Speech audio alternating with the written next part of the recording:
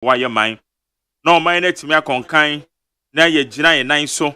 O mine a man your seminar ye any a man your summer ye the chicher of mine meet me a mine etimi akoyie na yankopon na to na dum ni hira na odi aguye so memo akwaba enawie ede ba me menti dwumade so we neat 100.9 midin ede mag Jerry OSEI AGYEMAN metinem ede ama me wofa da kabrefem pon manson na dwumade ne yese abo ne takra ne ma ne kese Kwadwo Damiado ene producer ota dwumade ne chi na abena frima abankro ne na ya osafo woman na in charge edema social media handles no ekua free na ebo eye Kwadwo Damiado chidom a womo hwehye bibia edigu apono so achu agbona na jare na abo ajemoso yeda mase womo ne chinchimi fidie no womo de maye yetime etoato adwen na oti yenka ewo ba bibia wo yagbo awura bedroom yagbo awura wo office yagbo awura wo kem ye ka sei manfo wapo adwuma na ene Friday o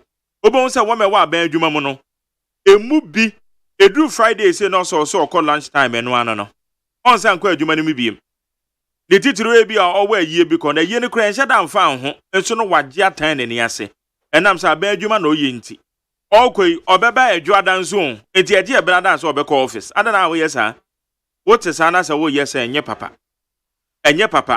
fa adwuma ne te sa wo de ayiwa komam na fa ye adwuma no na nyame nso ahira no man ne tumetumpon na dachi nchirima kasa abodin a wo metima bodin di aka ho enti lunch na wo call ye no me so ye netem akọ back to office na ma for you ana de ya ne se wakọ office bi na akọ akodi dwuma bi okoduru ha na yes o officer no wa ha na se nipa no ye in charge no okọ lunch o bet na ho sa lunch time ne so da ebebo no 9 aka jo se we nya ama o na wasoro na okọ ne ya de no me di agro san o ye meyimo ye so nso ye se po man ni yie nso gwa umu no kra ye de adwuma ene adwuma kra so ni ho adwuma na bi pe adwuma ni bi aye ene bi nso anya bi no mo de adwuma ni di agro obi pe bi aye o wonso wanya bi udi di agro saa ne de tete mu saa memo akwaba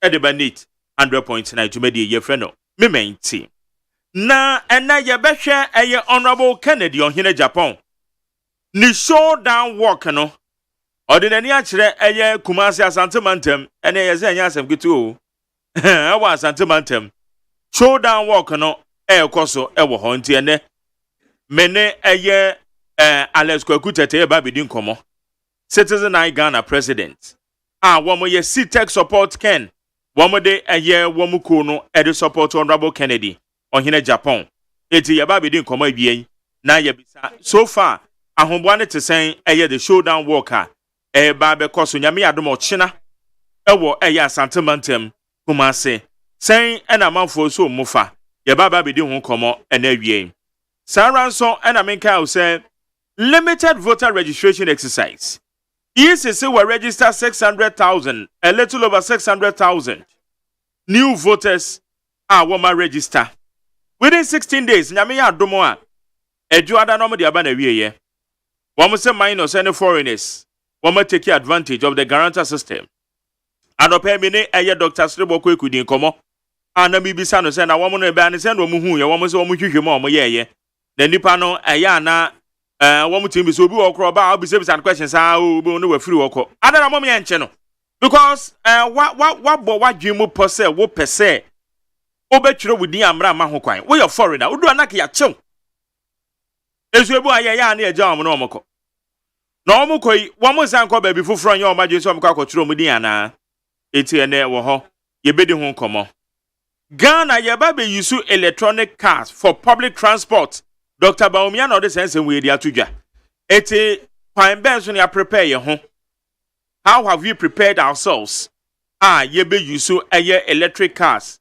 for public transport and also ewo ho NIB minority for a press conference a woman ka say sa NIB any ADB in kabom no mba be ye no ebe ha adwen nia eye dom kuma no ekeni adwen ben ene betimi ya ha o how ben ene de bebree say NIB National Investment Bank ye de kobo ADB mu a Eya asemo. Ene sa wa Ghana na sa obi adwuma. Asohye nko a. Mimi when say we have to create enough space for nipa ebi adwuma ni nwuma e wo Ghana ha na dey protect. Near the protect. Me when say we don't have that space enough. Say you the protect ankran create through our businesses. Our businesses. You intimate create that enough space. So we will be a entrepreneur. What they what be a human what nipa be 5 with the num I would to our car, the American obetiasi. The American obetiasi. It's a warrant. It's a warrant. I just say, and Anna, I told to be a normal one time. Well, Jim, one I want to say. As you know, ye can't or minor, as a young boy at the home industrialization policy. And why industry see one of your products in the Yaman for the Baccaton. At the end, the bomb home by. As on mine, at the end, and I get the boy, yet the home by. Maybe there will be some young who say we are not doing enough. We are not doing enough. Ye papa no mo say kwame despite no Dr. Fruits upon no Dr. Faradex and no. In fact, what my idea? Because and is a way obia wo she business be asia. I am telling you. And ye easy. Momo yanka no kra na kire ye ho no ma na ye de. Yanka no kra na nkire ye ho a. Ene ya te say ya say China fo bia cause as cars bia ba begu ha. Eno na MPF fo asem no wo mo so mo di akire nti ye hwe. Ye hwe. What do I do? 0503721744 0503721744. Oko Facebook Live aye neat 100.9 FM neat 100.9 FM. You made it them. Ewo comments bi a wo bia no so na wo de ato ho na ye de won komo. Alex kwaku tete. Ye mo akwa ba. E say Anya kura wontime mbo ame. No ano waka no. Yankopon pe no betima bo. Nyame pe no betima bo. Citizen I Ghana, ebi okoye. Nyame adum. Buguso. Good. Pa eguso pa. Membership no so ebi okoye. Bibia eguso. Yede Yankopon ase. Na nyame ya adom a, ochina showdown work basu okumase. It is so far hombo na tesen. From the camp of Honorable Kennedy Japan. Mam fa fidie so na minchia yura akompreko. Mamema watiefo emom minchia watiefo nyina. Na minchia despite media. Yura kwame despite. Papa baby a wo bia nhira nka wodin. Yesrempa ne ahoden ma wo ma onchirima. Sene ya wabesom oman no. Oman ne jiwutum. Yesra ahoden ma Euro for Sapon. Yesrem kwatenten ma Euro Fadadesen Field Marshal. Jumaden am wo yebo oman Ghana no. Ghana nyina obia nim say UTV despite media mo ye top of the media for we krum ha de ne obeba ha opese osele na sa alanka obia enti alanka senye UTV anka alanka obia enti nkanda anka obia enti o kai na alan na hwan ne ala ye nim ala keke ne enti nkan ba UTV are selling alan ken kro no odin no ba UTV no ade chin ya ansan kaba no kofo no mu nim say na want say audio so ba bonten no audio so ba bonten say ken first 5 me kra me timi aba akire mia mi trobu ya mia me chairman no de audio no ba say o say ken the first 5 ne kra ne yi ne dia mfiri mo ma hyehyɛ wi ewa oba me fema anabo na say ne de obi na kire na dwen o ye chairman yo o ye chairman me so kire na dwen ha chairman na dwen no ne reality enti no na me che say UTV Yewura betena ase o kasa wie no na Ghana fo atena ase enti wo a watie school wo a wo ye de yo hwe Alaba Express no ha yo se ne ne me kra anye na minim sa ala se onim kasa o because if you see wo no bepem sa bi o ye ne political we ni career na no on kasa da de bi na nsem na me no no nsem na me o sa heaven aye ku ala unko heaven Oh, Jai. Alan Chamatin. Oh, they don't go heaven.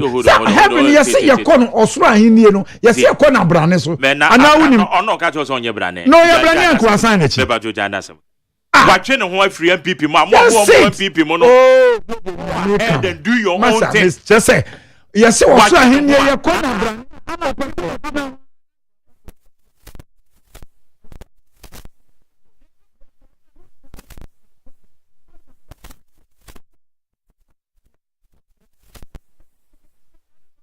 A campaign no ko temale na yes say no yes say ya say so on your any party ni bi wa form ni ha me ne say ne ma wa ha ne ma me problem no say ne ma ye nuanom so what I say but ne ba benyi andru baabi no e bia no opakonya wo party nim wa kosia party ni bi because of papa ho hinti in politics ye ni permanent friend ye ni permanent enemy so o de tena ho it is nipa no ofo say baabi won na nye ho na okwa masa mo contest no mo focus enya hwe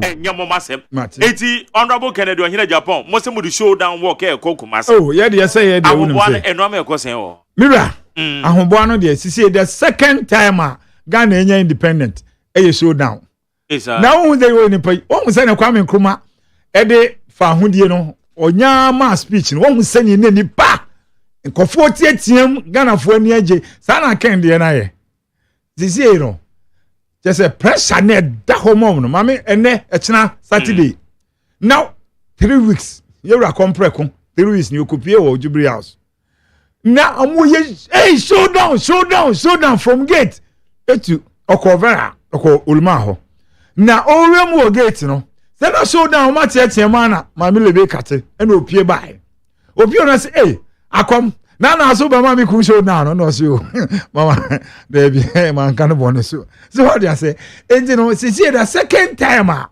yenya independent eni akompreko na wonti as anwanwasem akompreko ntimi abie na no aka ne say Ghana discipline ti oba your friend say uye school I friend say the graduation na say debi ozo ye de national service national we school we no we school national service akompreko say na oma ejina yi why ne betimi anya nimdie ba we oni sa nimdie we say national service was ubeko army ubeko training ubeko soldier for kwa training uwie na abeka manu akam unkam nso a te sene abrofo no ye na America uwie school aye den a ye de ubeko soldier na wo hu discipline sene unkita nsuo ntonko ne abonten na nsen na UTV yi baller unkita duane rubber no ato akone keke soldier ni on di sansem hu no nti opese o se ansa na ye beso ni no na Ghana ni bi asesa na adwen so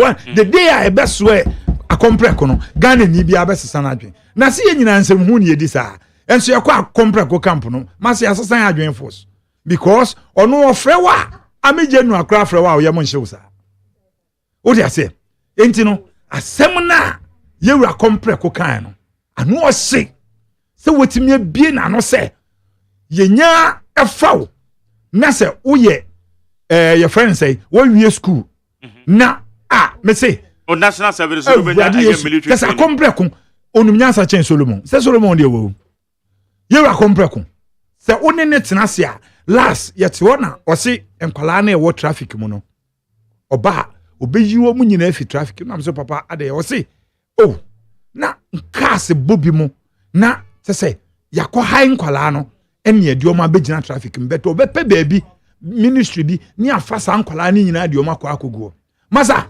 akompreko nyansa nyame ashala de ache no nimdie pa se wotnase business na wo ye business bi ne bro so na ase oni ne kotnase no wa chechewa ka obebo onsem akompreko wa bin me na make achiro but the way you sure say ye ne strike ye nim so ye successful businessman wasan aye politician all this while ayade a Ghana for samomo kofoma oye obi a obeka se Ghana for eto abama ne yeye wo mo hia no wo de masoto for metesen na manje we amafo ba be o dey say what the work can measure ya kesika wo say adam ma me show majari we dey wo nko ade majari simple ma me mfa we ma me dey be ma sisi a no akenkan che wati for national security report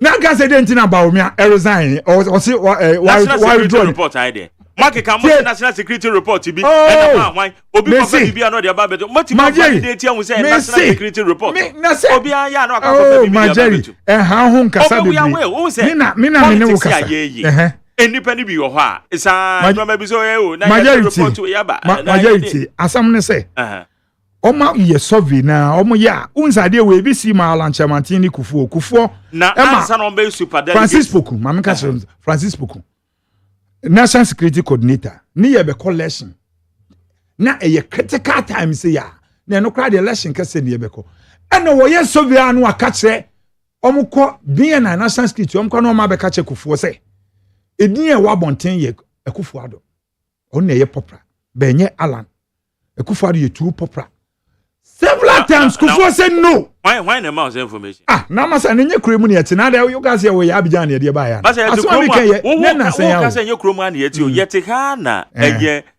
Fantini former central Alote Jacobs. Ode okopa o man da Kufuor chew. Na wa kan sem bi afa ne ho a enye nokre. Eti kremu an yete o. Oh na say mami kan sem cho. NDC ni de o ya apostle kra asuru no. Hu NDC no ya apostle kra asuru no. O ti ase omo lifestyle enne ya anka Ghana fo enyina pese omo hwe omo nim no omo NDC beba no 27 years NDC rule Ghana still entro honhom no emfiri wo mumu omo wo ho a se omo di ne correct se MPP fo a enka NDC ne asie se na nanado ayetwa butu ya asisi kofo bo se shia nanado 1 million vote no kane omo de be NDC solid be nam se enke kan wa bi e wo omo widiem ni 27 years omu li Ghana omu anfa kwampa so na Ghana ti ne etie nti no ema ye nkofo se yemfa momo na yemfa momo ena national security for no omu ye omu survey no omu hu se dabi ade na ekoso no ba omi akampo no esei MPP the MPP ba form ama NDC ehura di kan nti no nyai campaign to na ga se ofiti because made me who in the media privy to any national security report. Dia na officer wujitu. Dia na officer. And I remember talking family table so na me ba oh Majari. And send me to your because send me to politics aye obi a betima kwakofa bibi dia ba betum. Enye now amanfo so di akire no mo ka. If there is a purported national security report na so you see betimi anya access dia fine. Na me bisa say national security for no na wo mu ni ho. Ebra wo mkoye super delegate conference and congress. Say na national security for no money ho. Na national that's happen no money say na obi your popular na na obi your popular. No say Kufuor de na bi na me de ma we Kufuor de na aye no. Eno ne nam so Francis Poku ye be 7 times we ntimi ni nyina no say yenkasa Alandin ne wosoro na ye Kufuor do. Ene ma oji ni post oji ni tumi free Francis Poku no say ne fam power ma me na oji na ade.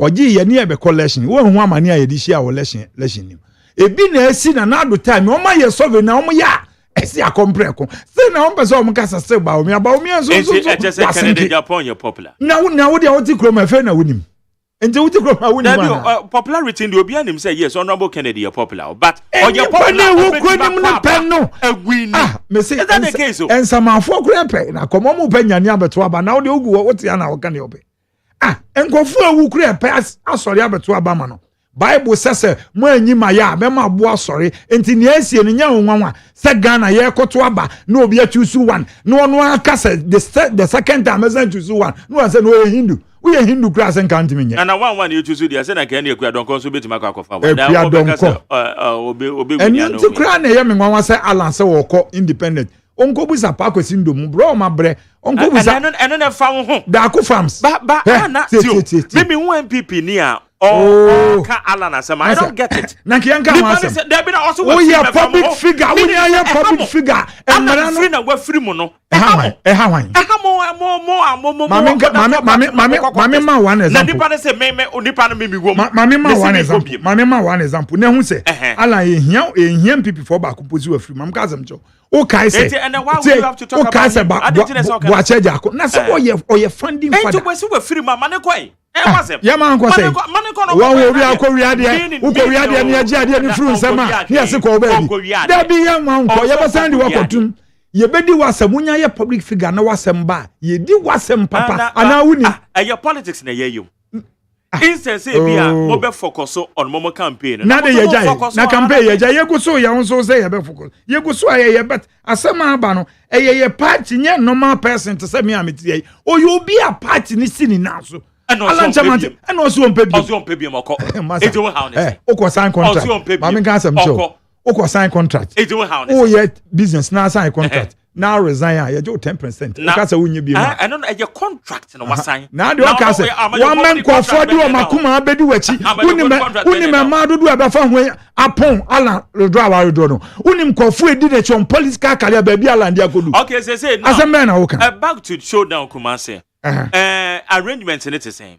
Papa so na mo fast mobilize mo be twen crofo mo ba se crofo na akọ traffic yes yen be baase Kennedy e be baase ensi onye bi da Kumasi na Kumasi we no so the wa enipa e ban Kumasi e ma ho Kumasi afa na be human traffic e Kumasi ka bi entimi na anti Kumasi I'm telling you enra no ahwe enra ahye famanim ho keke ye ka ho asem ti si ye ka ho si ne nipa ye ma masa asema ye kan wa no ade beche no ubehu say yes media if we say mo news na mbenya news ma abro so kuma say ye ko work e de na ginger ye this showdown work work to do what but I honorable Kennedy Japan the name na dia mo de ne tene number bo nyum bi o say asante kai be Kennedy nti asante kai so what is anyum no omo jeje ne so eniema wohu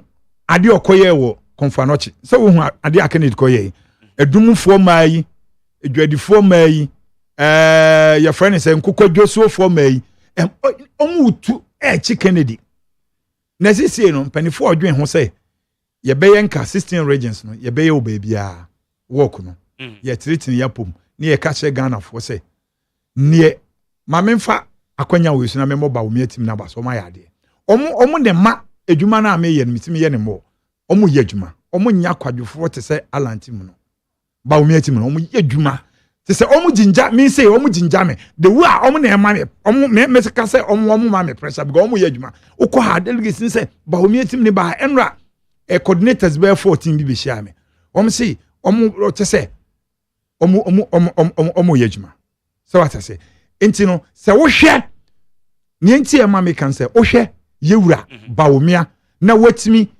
retire Alanchamantin in politics I swear back to the show that me who say Alanchamantin corner them say more Kennedy because instead of me can work about Alan Dean me can me party no and your party be Alan is not part of MPP it will MPP na go can Alan asema now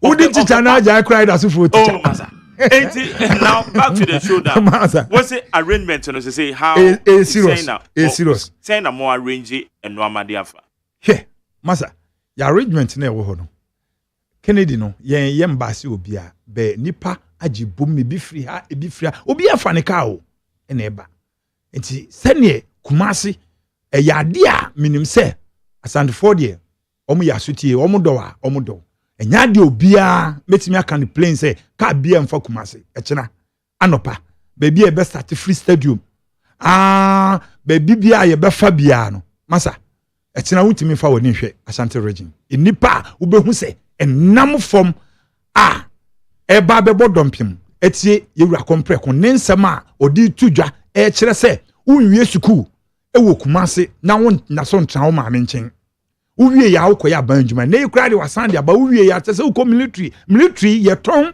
police ye ton wose man is a beam. Say Ghana ni ba be school or no money we school no man you Kennedy says beam. So what I say? What's the first time? And no ni announcement and no ni walk no na ye ko walk ni we are wabele chatre Ghana for say or the 5 northern region be fidi Africa or the 3 northern region be fidi the whole Ghana. My young so ha. The so AGYEMAN Sam what the bar a year Oman FM anymore. Yeah. Muji ye no how was it like? A nipa mu ye no e kan de na kire mo motivate mu say mo sande kokoma. Say de na ka kire. Aha no.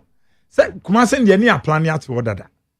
But we no ye kire say mpanifo adwen ho ye meetings. Ye pe say ye ma 16 regions no ye ma Ghana for ehun say independent for eba obi a woni bi no udi party nechi wabre wo ye Ghana ni na ene Ghana fo nyina agibu mu bia pese otukwan ye ra compre ko se oba be store Ghana foforo oba manjuma buso opese ye free Kumase ni akopa djuma wo northern region no foforo ni so onum so om yakwadwofo no om sa ya adwembone no fofo abaye ministers abaye MPs be pemu ne ye ni factory was not necessary akwadwofo ye om yakwadwofo no om yakwadwofo nanka mo abaye ministers abaye MPs mo ntine see one factory ekwa ho you know ministers do ya form ya mom appointment I withdraw that statement and you're very hard on this program withdraw that mami kan some mami see mo ne nsiso na no was not necessary akwadwofo Yisa statement ni free mo enye palatable for my program.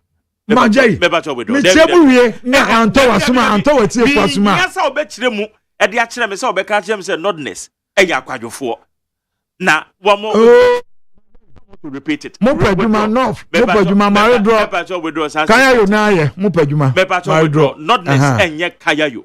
It will withdraw that. Uni kroma na second lady koto.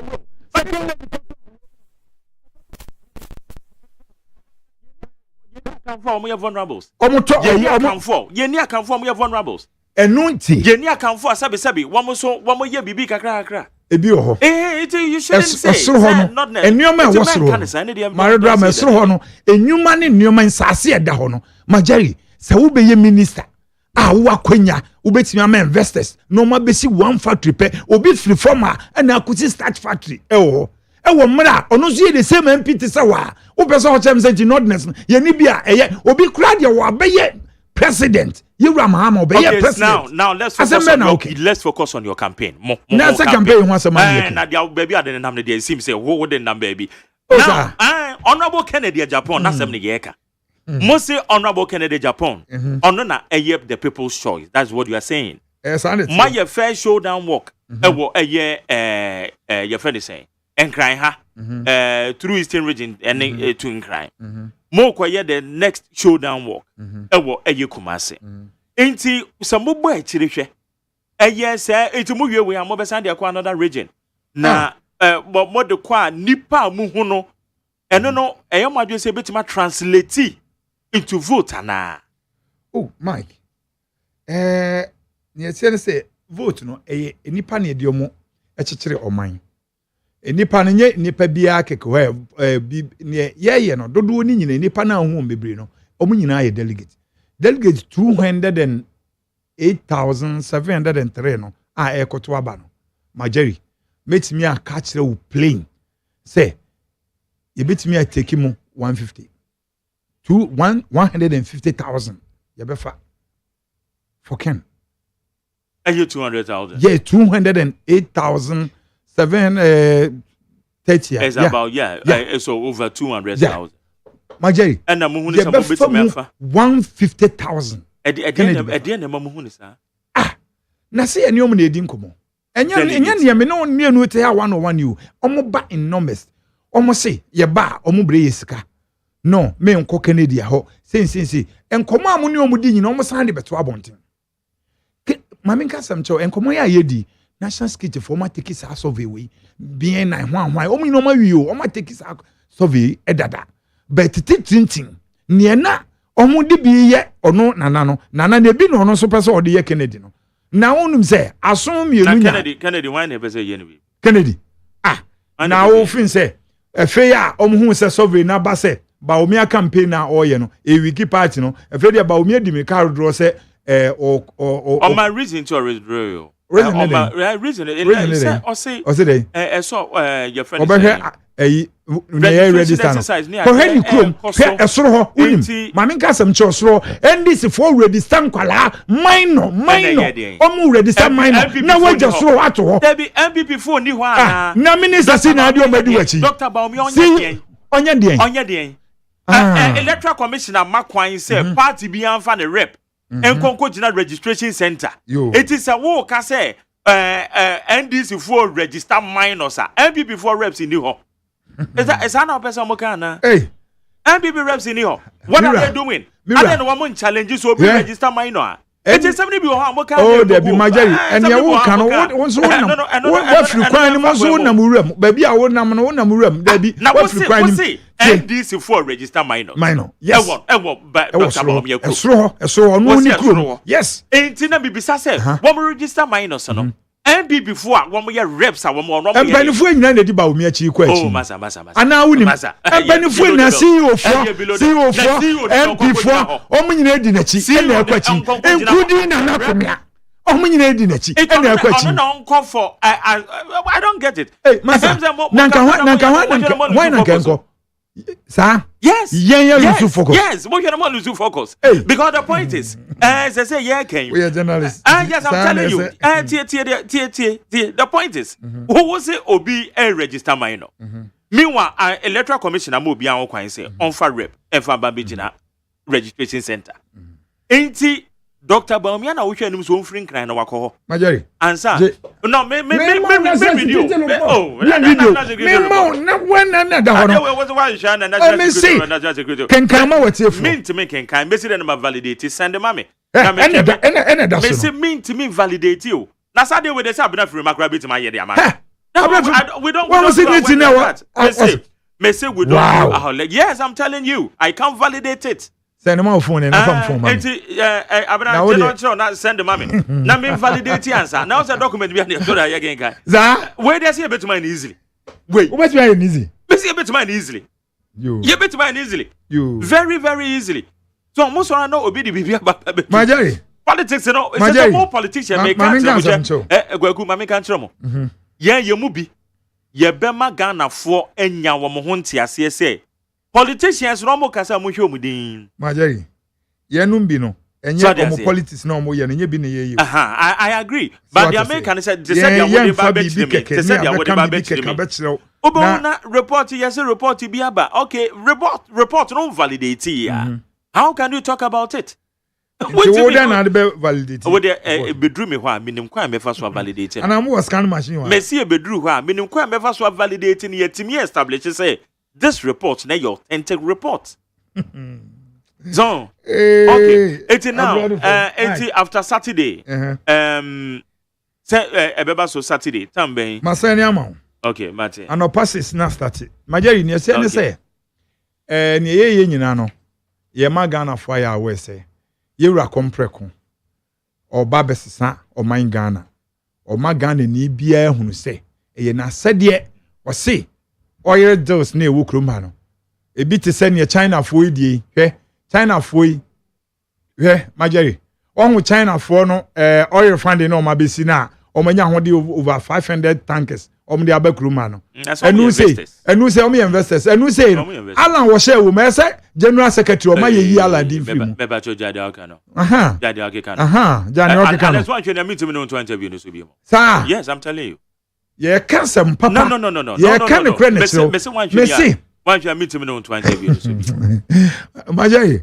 Mami can some me fake issues so. No, but how can me who dance. Me who dance enti yenyi sa 75. Ye ba say friend. Then you focus MPP General Secretary.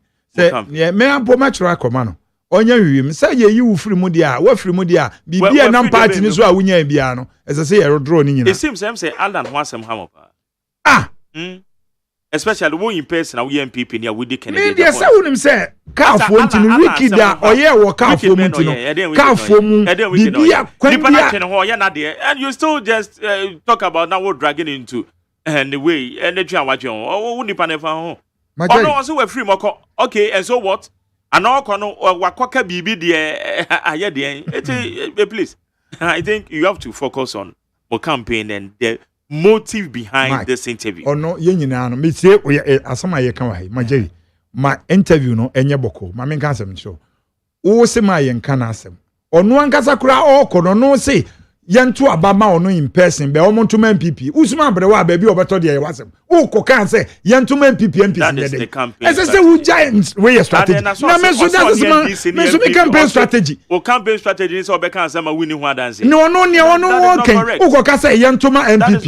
Na yentuma your friends MPs. Ni yentuma wo for presidential. Na just scatter and browse. And you obeka wo UTV nyina nfa so obi ani so ba akopɛ ni nyina say scatter and browse no pe. Now so ntimi mfa MPP mafo. Wo dey say.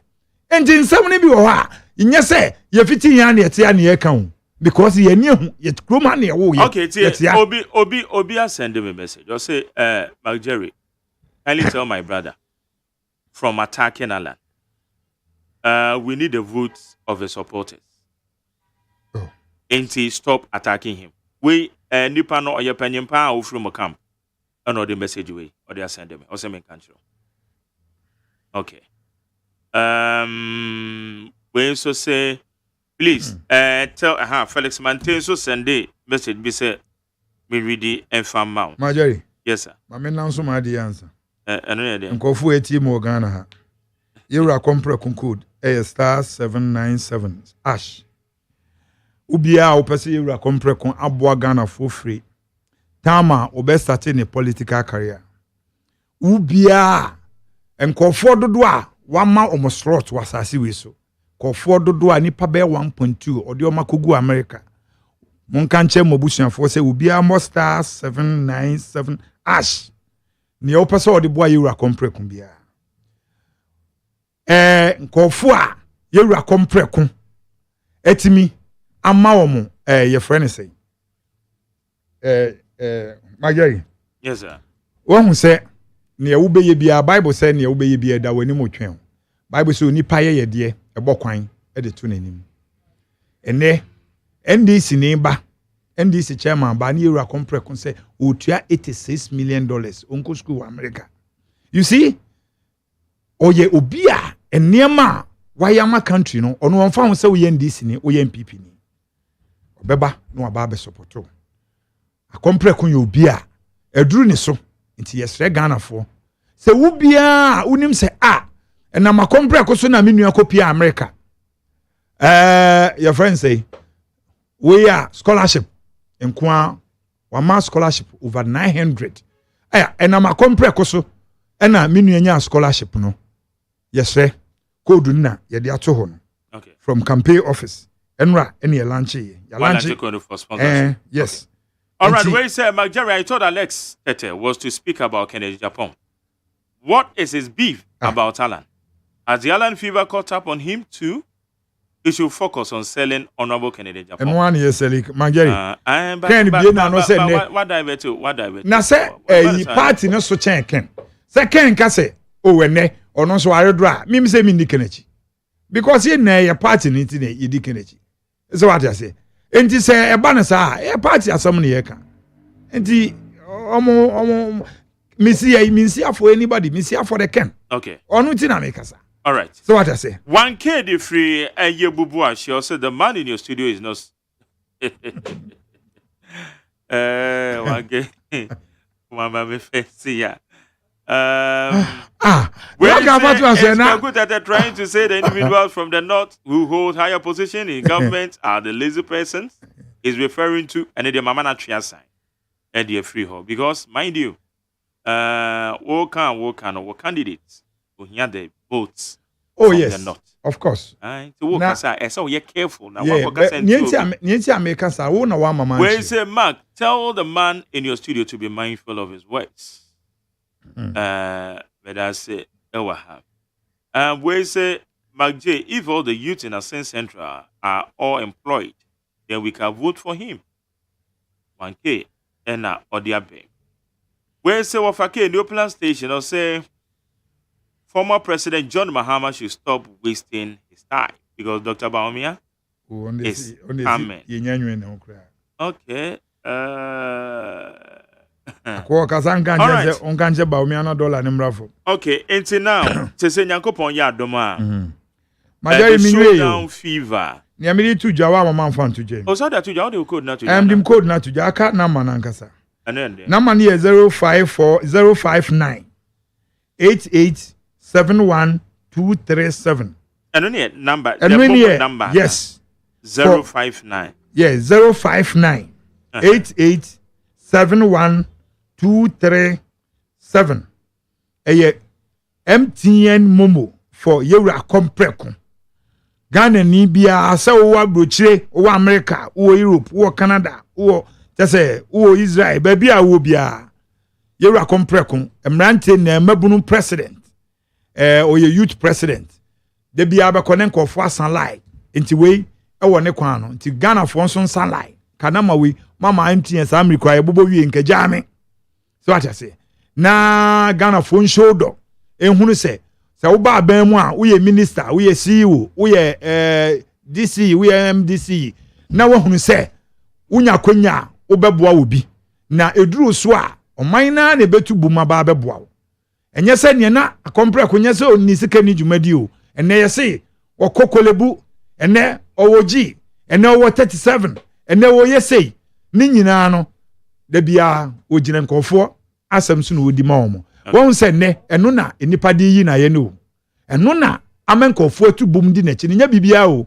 ebi mu ho mo benya position won ti o mu din da agire wo beti ndin ni wanya asem ba yewura kompreko de bia na wo beti sa kompreko gina court anya bibia o eye Ghana fo nti okay nti yesre o man Ghana se yen shodo onipa a wo boni din se onsinke a wakoye se Yesu emra no mu ka se Israelfo no Farisifo no se akoye wo gidin dido ne preaching na wo preaching e haye o mu ka sa no na fi na de be kine nipa na tubum na fi na nipa di na chimo yewura kompreko o ka ne ho nsembone no e fi na ne nipa na tubum e jemo nti me de ne ye be se Ghana fo no se oma e ko showdown o waba ya waba okay oma e ko showdown walk no ye be se o okay se ya ye ko ni nyina ma mo tena ka mu ma mo foka obi an comporto ne ho all right na nantie no enye kama yenti a police fo oma aye ko kumase omudi omka anso ko wa wo fi ba bia ba kumase no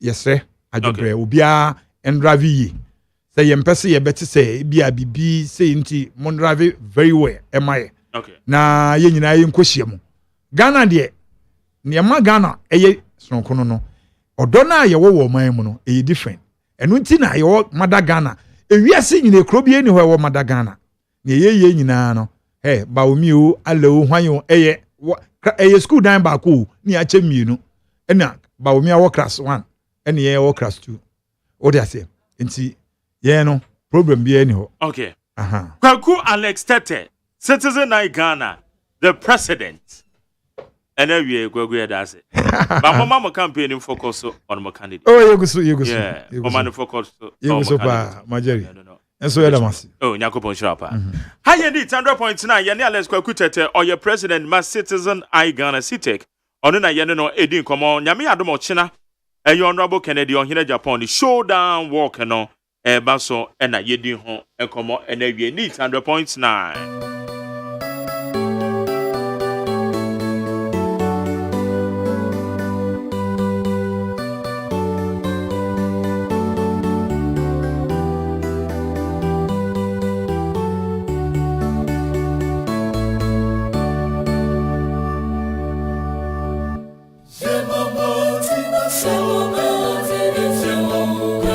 Free,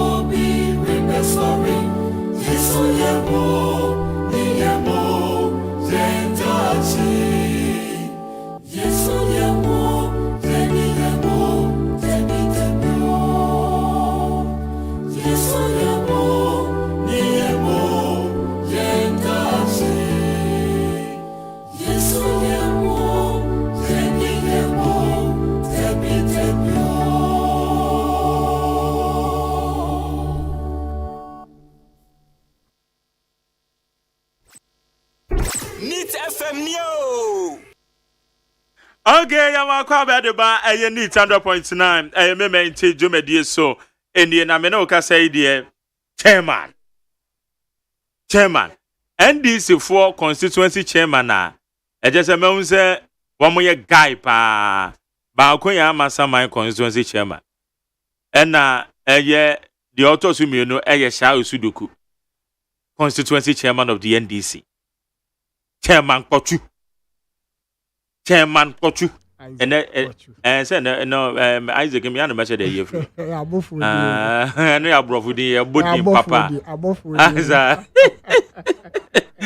okay chairman how to say yeah Jerry me da say me mamu nyina ha ye me batiefo nyina ha particularly me constituent Sha Osudoku constituency yeah me ma himfo ne ahema a omowo asase both Sha ne Osudoku nyina aha me NDC party volunteers for nyina aha ye kan volunteers in there so omundo adwuma ne nyina omundo ye ye kan branch chairman branch women organizers I mean all the 9 executive from chairman to executive members talk of the ward executive and Sanawaba constituency so far so good. It's been good nyame ayadom nyame ayadom hwa na ye hwese sene ne amabesi akọ registration nso ekoso mo monitor no me ekoso so far registration last week me ba ha me be kasa na be yi was to kakra about senior registration ekoso So far and satisfactory and yet mean ka say bad. Send the same ho nipa abom pemana said the processing the slow and I said the DNA money satisfactory. Factors be brave. The factors in the bini say sabi say obi be free a chiri aba. And now for the first time na me adakabre of adakabre ne kasa o se won ti say kro bi kra di tokpo kra ewo greater Accra ha, but na me measure from a distance from Krobi a friend to Tokpo ayeni AGYEMAN North Town and a share boundary ufri wa wako de du kope wako agbeko chepo wako agoto wako kasunya waba kotoko wako waba klebuse lubuse wansana waba osuwe proper situary town wafa river bound waba natriku ni amaniama nansana waba shy state proper distance amount of 40 free hodi ba hono e ba center hono e ahomete. So far mobilization ba ho enye nipa ni nyina na enye opportunity e register e bi da best 2-3 days so ho na wenum ni challenges a e wo ho na eni se nka easy etie afutu a enka enye nnie so bi ba be line na waba oba be ye card ato aba oba ya say line do no so okay. And the targeted group no they are 18 years. Ghana ha emrache nkwa so obi edi 18 years was ultimate no but sabi Nigeria na say ye kasai obi wo ho sabi tafrache we di 50 years we di 40 years but ebi wo ho a sabi odaso eti opapa fie and odaso ni omame ni opapa nete enya ni forta enya ni bonus wa but send your system no social system netie employment issue economic issue ni your social intervention policies are lacking behind amaniama ayebasa from ancient of days abc sesiano enumuni problem na 18 years ekwa akotro ni din ato aba we see it deeper the civil rights say okoto aba na okotro ni din so a obefa yakayaka de mu san ansana ne nsa akanikar ni etosu mienu ase infidie na isi edidi juma no etomri bia na enye na fidie dudu a omun assign to each constituency omun fa ni juma no ebi nso o ma underestimate binom utimu se nipa no doso sin the normal of fidie no ye use nti nipa no betimi aba bebo apem so enso fidie omun ye adwuma no na akoye kakra EC stars omun ye data entry ni form filling in them. They are doing their best. Sometimes they are overstretched with the volume of work and the number of resources and now manpower. Sometimes they are overstretched, and that is what we have to admit for a fact. We know challenges and easy, but maybe any manum kakra. So and we do know, and I say nyame on the second, the exercise no barrier. But so far there hasn't been any communique which is suggesting say ebia yebenya extension kakra. Yeah, because many director of elections in Ekasa and no pay na maybe sano. And now oka say enkosi Monday no be ho. One yes certain whether say one be extended or not, but copy Monday because your registration centers in bi nipa ni bi woman to mean register within a day. It's a banner sana na say kobasa last days. Ipani that's work you mo. They register what do we do? Almost say do I think we are anticipating say certain side almost volumes in the Swati. That is what they are saying. So almost on a pick everyday briefing. Almost volumes in the Swati. We don't really know if that is truly the reality on the ground. Yeah, volume no subetimi active based on the factors. Factors need be say ebi mu na so o enya card ene okowanya echina okonu wanya. What do you expect that person to do? They get frustrated. Me pa choti ase. Adenti na me kwa akotwere card, me kwa akotwere midin ato aba. Na me ko ho na makwa akodi be say 2-3 days. E wo ho me nsan kan me card. So, say numbers no so tia. And yeah, the factor should be the blame on the EC because they have not demonstrated enough. They have not created the room and ambience. Creating confidence and then trust in what they are doing. It's nipa no hwese enesa me kokra endu me so. Echina me kwa endu me so. Adichi me kwa endu me so. What is the need? Okay. Maybe me no bet to us so the because he we. Unse enra easy for a press conference. One more press conference in the one indicate and maybe about to minors and woman register. Say more way. Meaning say wo a year chairman as a coach facilitation ben na wo ye de ma man for because they say the when say NDC for the crofoba MPP for the crofoba enti say na enoma e come ba na ye di san come no but answer na no me kwa ma no so na me ne eye owura kwa wusu oye campaign manager de ma owura Kennedy on hene e Japan o chena showdown no said dia enoma e ko campaign manager me ba so ma ha una say yeah bibi aboko yeah then yakoba sabri dia me jiri so kumase da bi e be kwa na ji. Oh, okay. Let's just say bibi e ku ye na. Oh, all right. Now so far ahoba ne ko say. Oh, ko ye kama organizers now no they are pumped. All my ready to go.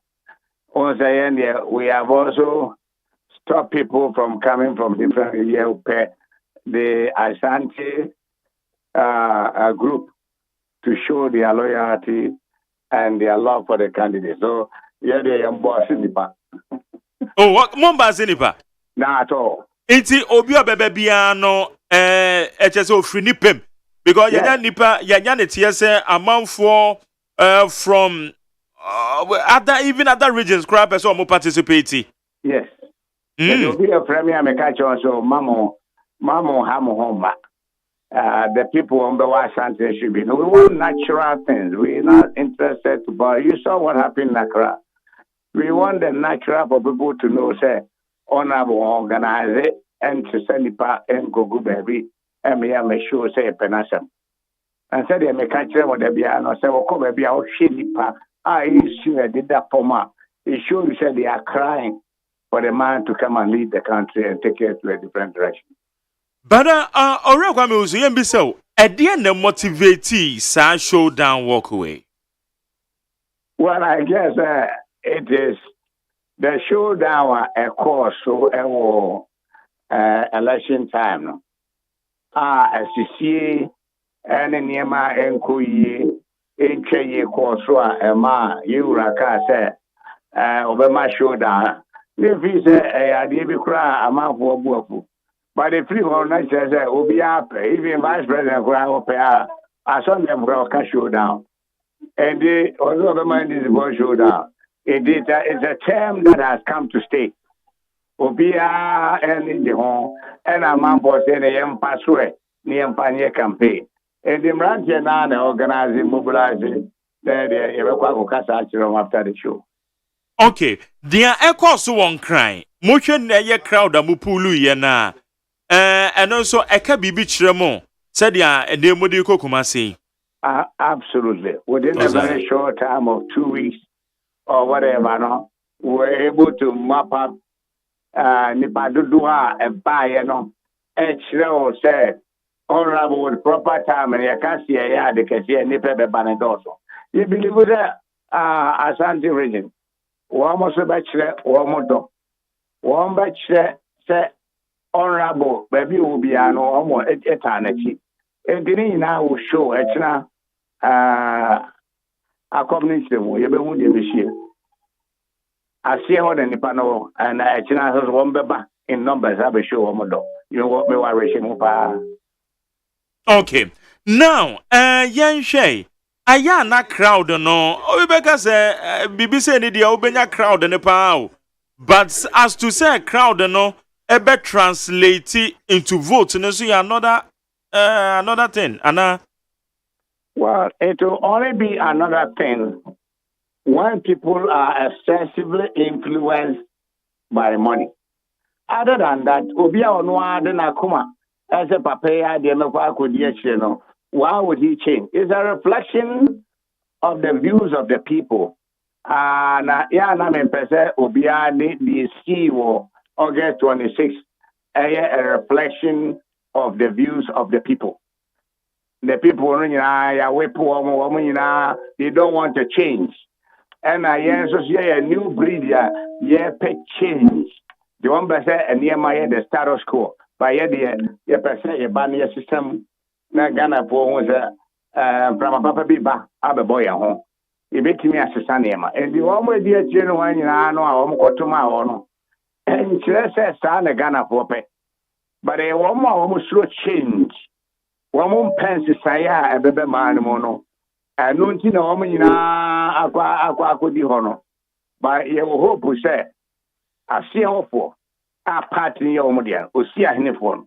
One may say, Honorable Canada Japan, and the Moniam and Nam the Jima Papa, why ye, a mat ni crew and any mine.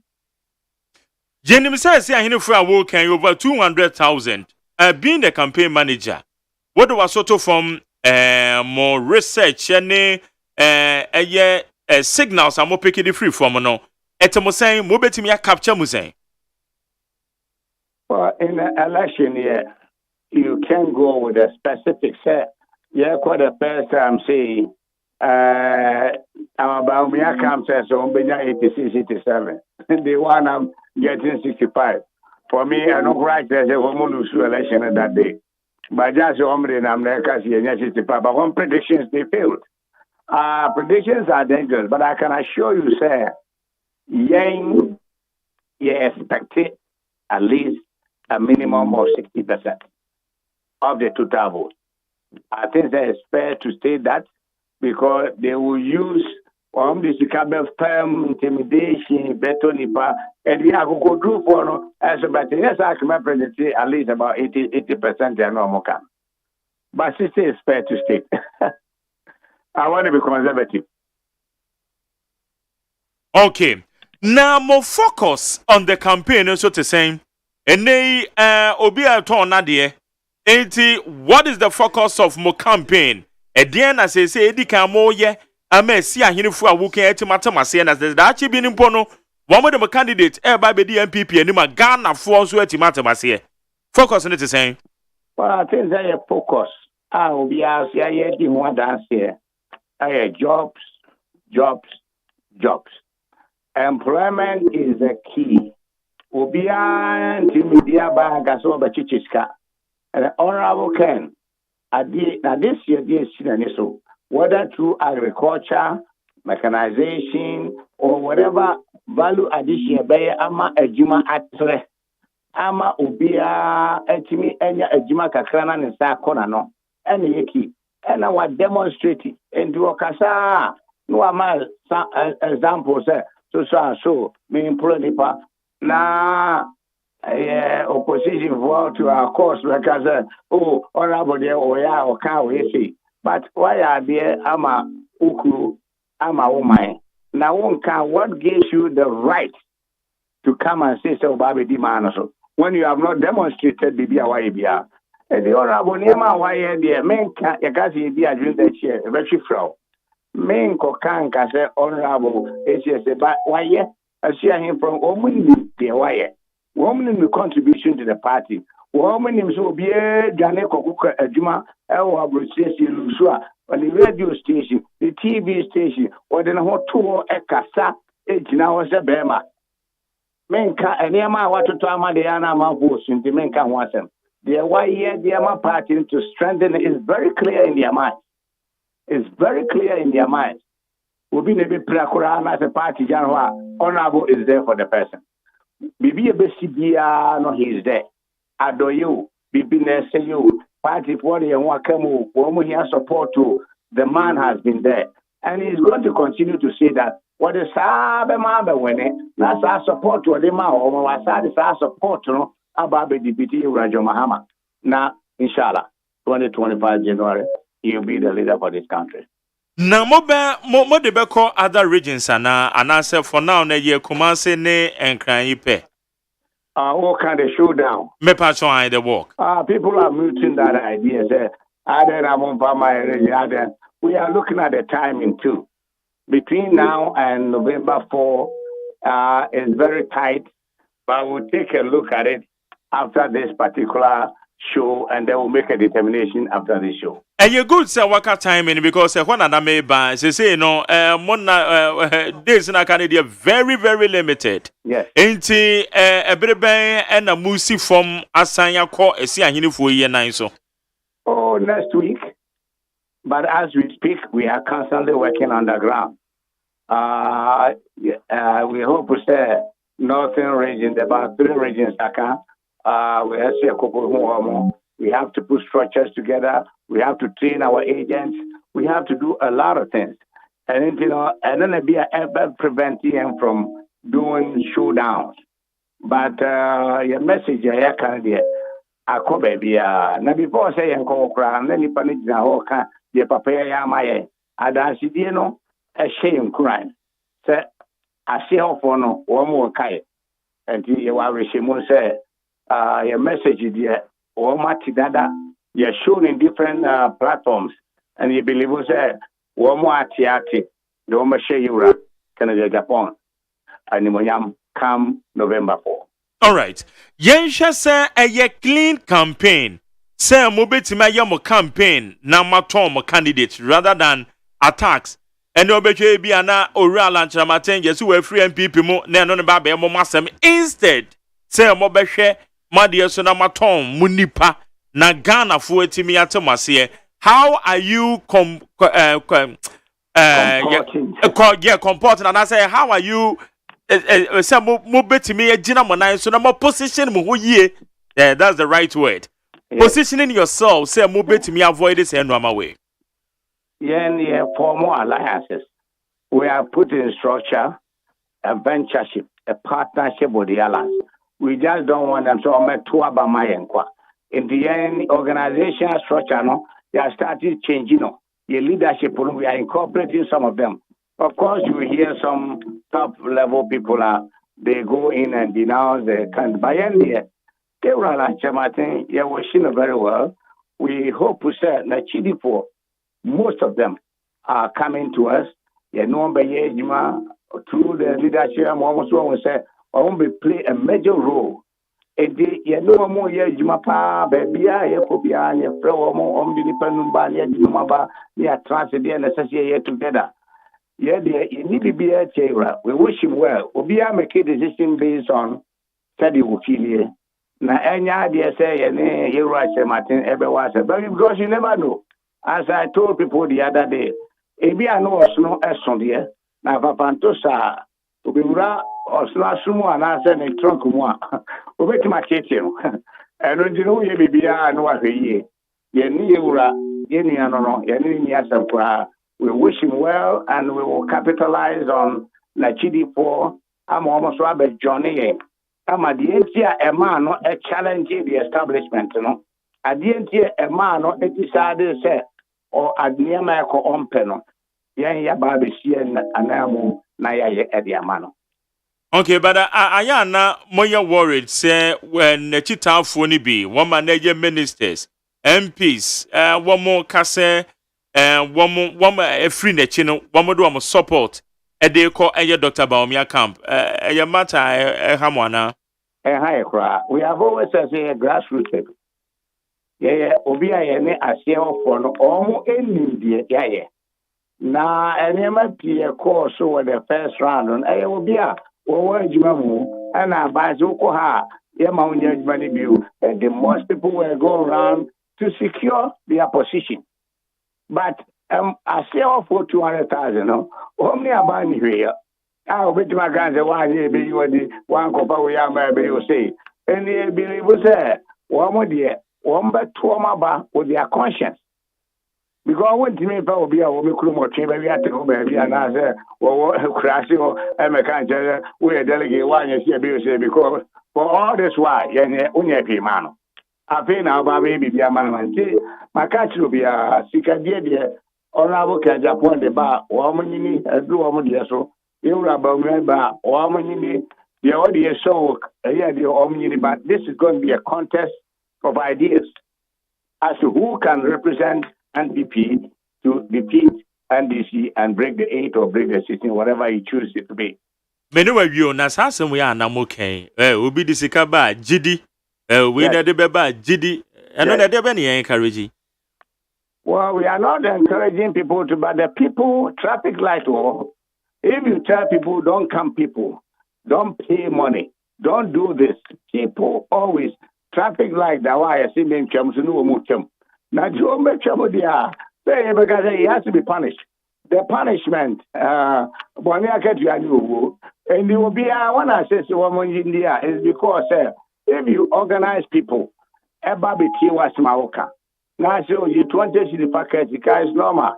But also, bet you 10,000 mana, 1,000 mana, and only the GD Americano. A come from any of the camp, whether it's 10 or whether it's honorable Denimo or whether it's you, or if I Kwame Usu as a campaign manager is saying, sir, we should not encourage monetization. But those who fail to adhere to the rules, then as a sort of Mujidi, no Satu Tianamonia or Kobodam. Okay, yeah, wish him well.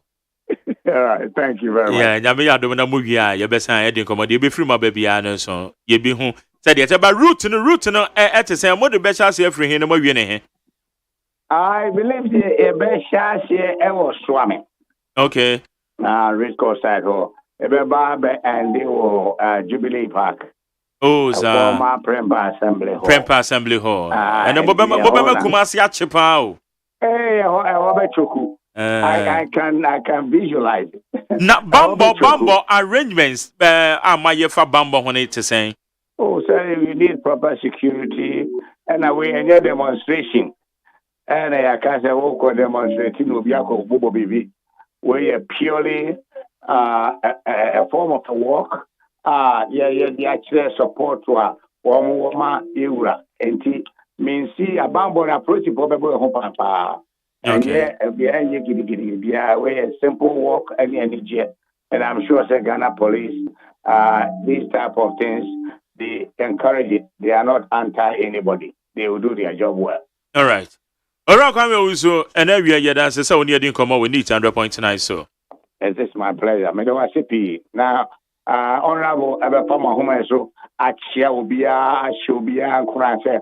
Wamura Echina, who will come and Ashanti and Barros. Men bring Kramama how. But any person I know, the one why and I grown up. Edamasipi. Yanko Shapa. Bye bye. Bye. Yanni campaign manager, the man, a Honorable Kennedy on here, Japan, Ken for president. And Yanni didn't come on you rock Kwame Wusu on Yanano. A Casanti, the showdown walk, a Basu Gidi. I was at the man. Chairman Isaac Pochu. I remember Honorable Benaya Kwaba. Honorable Memo Kwaba. Yenya. About you be able. Nyamiada Roma. So here. Oh, Nyamiado. Papa. Madam said, Nisha Babru, she had done put. Oh, sir. Achamane, Honorable Benaya. I had the MC. Oh, okay. I had the fear there. All right, okay. Oh, yeah, Shai Sudoku, NDC chairman. Oh, okay. Chairman Isaac Pochu. Yes. Branch Papa. A nice gentleman. I hope send this in your money in the Okay, nice gentleman. Now we say, I'm gentleman fan to us. Oh, also man of Kanok. Okay. All right, Chairman. It's my minu ye na registration and you go sonum. Easy I get press conference. My minus enquadant of you to Anufuani. One amudu amuko. Say the class de aqua no amanyoko phone in a more facilitated. And now more bassing for the call registration center. Well, I know they are saying your problem more bois Ghana for any and according to the director of elections crossing in your more responsibilities in the Amode bois. It is the financial bed in Beto Mosone and only a different topic. Sad deal with your band again. Foreigners and minors. Easy for catching and say one more amount for domo bass on bedroom. Yo, Jerry made us say, Tisesiano, me bisase, who is alleging? Electoral Commission. Electoral Commission. Yes. And alleging. Say, a him for, a register minor, and a him for a foreigners, our more detective. And one was on my detective because me crana mentia say, it's a nano pay cry say no on the morning show. And an American say Electoral Commission for some mobile baby castle. Because near Fran again, Yaomo. Esa mo ba be chire enu amebu mi bi mo ede maye. Fortunately for us, yenya Dr. Srebo. No buy no say. One man kasa registration na omo ye no. One more easy for no one more investigative team a. One more ye adwuma. even one officers and the crown or more registration centers no ba so almost suspect wa won't be some questions it won't be sending questions na utum say na pem na bi wo kra na oso no go nya register bi na okọ minus ni bi also aya na okọ it tells you say amanfo bi ema omo kan say wo mo office that dem wo no omo sister ko na da so your office baby NCC for no one or say e ko say no maka a cluster of 5 districts and constituencies. Okay, or say according to you, normal friendly districts. Yes. Because constituencies not say there be a district. Yes. Inti sa districts no. Eni pe bi de bi abeko no mo tete ho. E guarantee e the man crofo. You see, this is what they are saying. Jerry, yes, the Mramuno, yes, he who alleges must prove. And this whole exercise are easy, you know. I believe, sir, there are structures, there are framework, there are guidelines. Nams why the registration. Enti say easy na ankasa person say o twa ne tekrema etotonwe. Because political parties, they are only there to present people or to represent their party. For that matter, mobilize their people to get onto the electoral register. The registration officers are the EC officials positioned at various constituencies, for which I know their job description there has been spelled out clearly for them to exercise. Now, say ukase the system is being compromised, or people have taken advantage of this guarantor system. Therefore, they are registering minors and foreigners. I think this issue, issue it was a easy nankasa self assessment. No, has said what we have been tasked to do as an institution. Are we on top of it? In the first place, the guarantor system, is it a system being adopted by each district officer on one kasa or headed by a district officer? I was say, okay, nipanaba enti guarantor system munyamano. That is not a jurisdiction of a year. The EC officials no omankasa omabo musremu aka. It is part of the guidelines. 2, there are ways of screening potential registrants when they arrive at the registration center.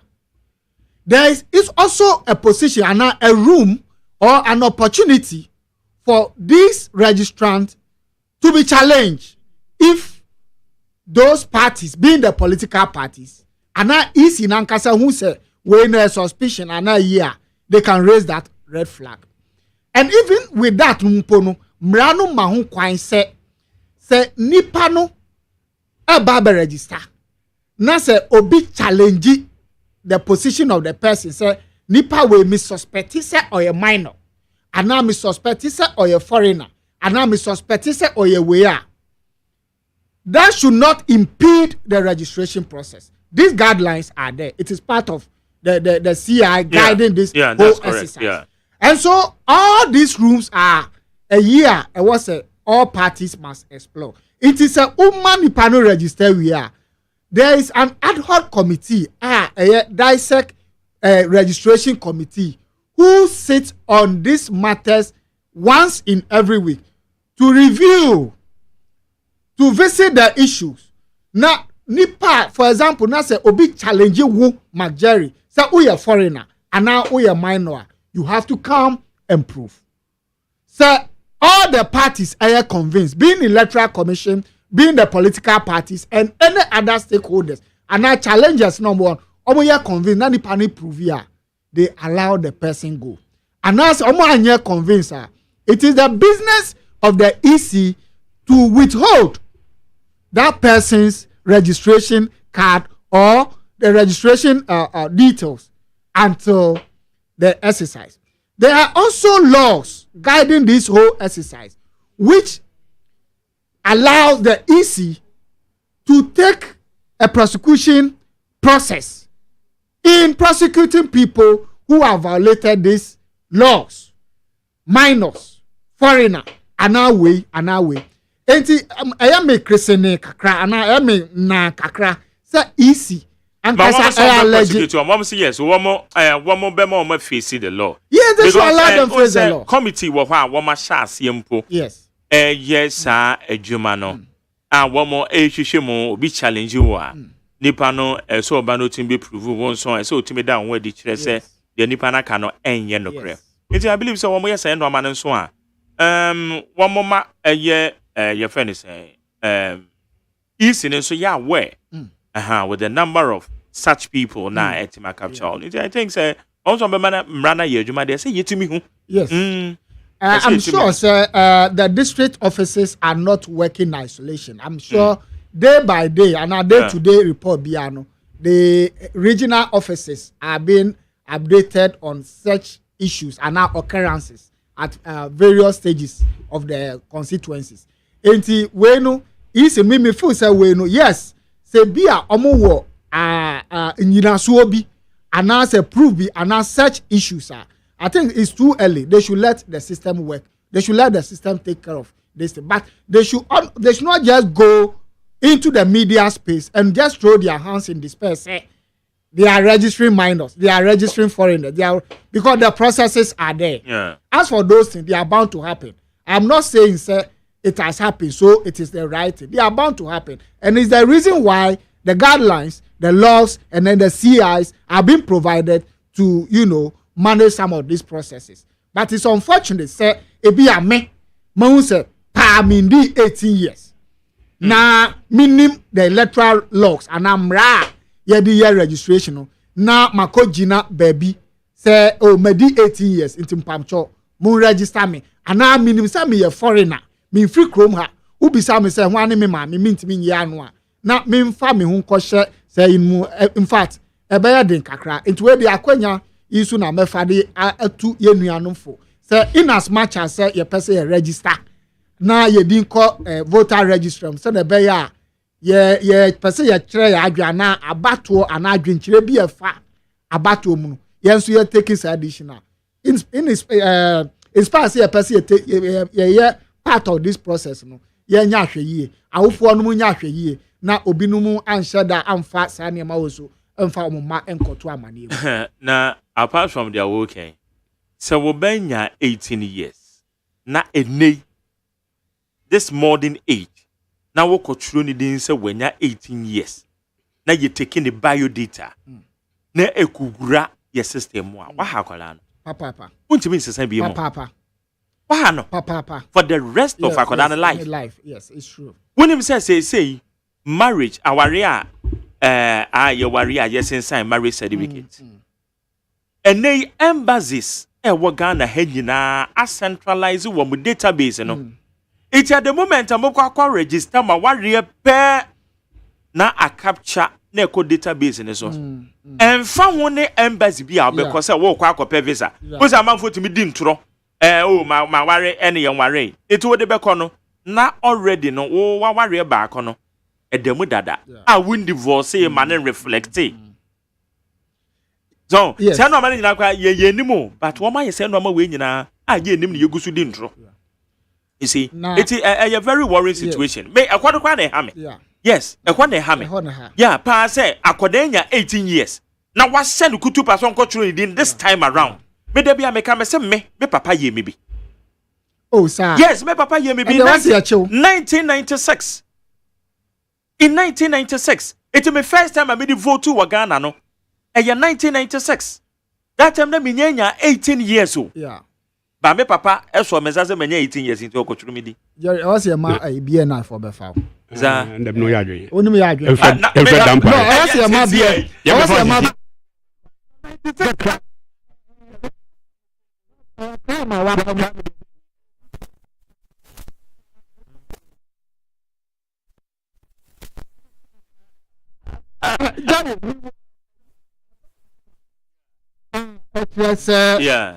EC I register over 673,276 as new voter registers within 16 days. Okay. And on average, it means EC is doing about 50,000 registration per day since the last week I share a US. Yeah. And now, according to Dr. Bosman of Electoral Commission, me former lecturer, Political Science Department, University of Ghana. What the data be able to actually out of all these registrants, Ashanti region at top and the highest number of persons registered so far. Enti mama dwen me bibi kakra se because usha 2020 how do you call it statistical report and a census I conducting no. I said the highest populated region out of 16 regional. Me not sure say Ashanti region and the top. I'm not too sure. Say Ashanti region and the top. Enti say easy. Dr. Bosman said the Ashanti region and the highest registered region sisi anwa. Mama dwen akobibi hu say ebiana some minor and foreigners no more register no. And ebia omo wo Ashanti region. And enya me nwanwa nso say enso say highest no Ashanti region. Of which any do omunya mfantu ya. Ade. Mese omunya mfantu ya. Nwana mfantu ya. E mese east mfantu ya. Me data information bi amensa aka no. From EC Dr. Bosman information bi a odi ato inti but also my assurance say registration process no we enye the last one it then means there is also going to be another opportunity say next year no you buy registration answer na but no mepa menuanum for menuanum chow NDC for ni Ghana for nyina chow say emra ye wo mu no emre bone because bibia betimi asi. Okay. Because say EC AGYEMAN budget senka onye nationwide registration exercise na say or the registration no akose constituency office nkwa na say no nkwa na ye center amanfo ko di 3 days 4 days answer no musaka mo card ya e was ye careful say ebia 2024 promise yo mukan ahwe anom de asokwa adane ya chenchira. All right, madam same. Honorable Benaye. Yes, sir. So far, registration exercise, you were 3 days ahead of us. I mean, background, mama, oh, now you're mama. We not with you, Amano. Isaac Kofi Pochu. Isaac Pochu. Honorable for Isaac. Honorable. Peppa Cho. And son, I didn't read easy more. Buy the easy, but Miss who watch out him to me. Send it to me, come out. Oh, me child so crown said, Debbie. Oh, many as I will. Yes, who trust Nane, a Kwamusu Kokasa. We are now. Me catch and say, oh, Mamma Mawakwaba, son. My dear, is say, I'm in medical bus studio and son, no ban as I say.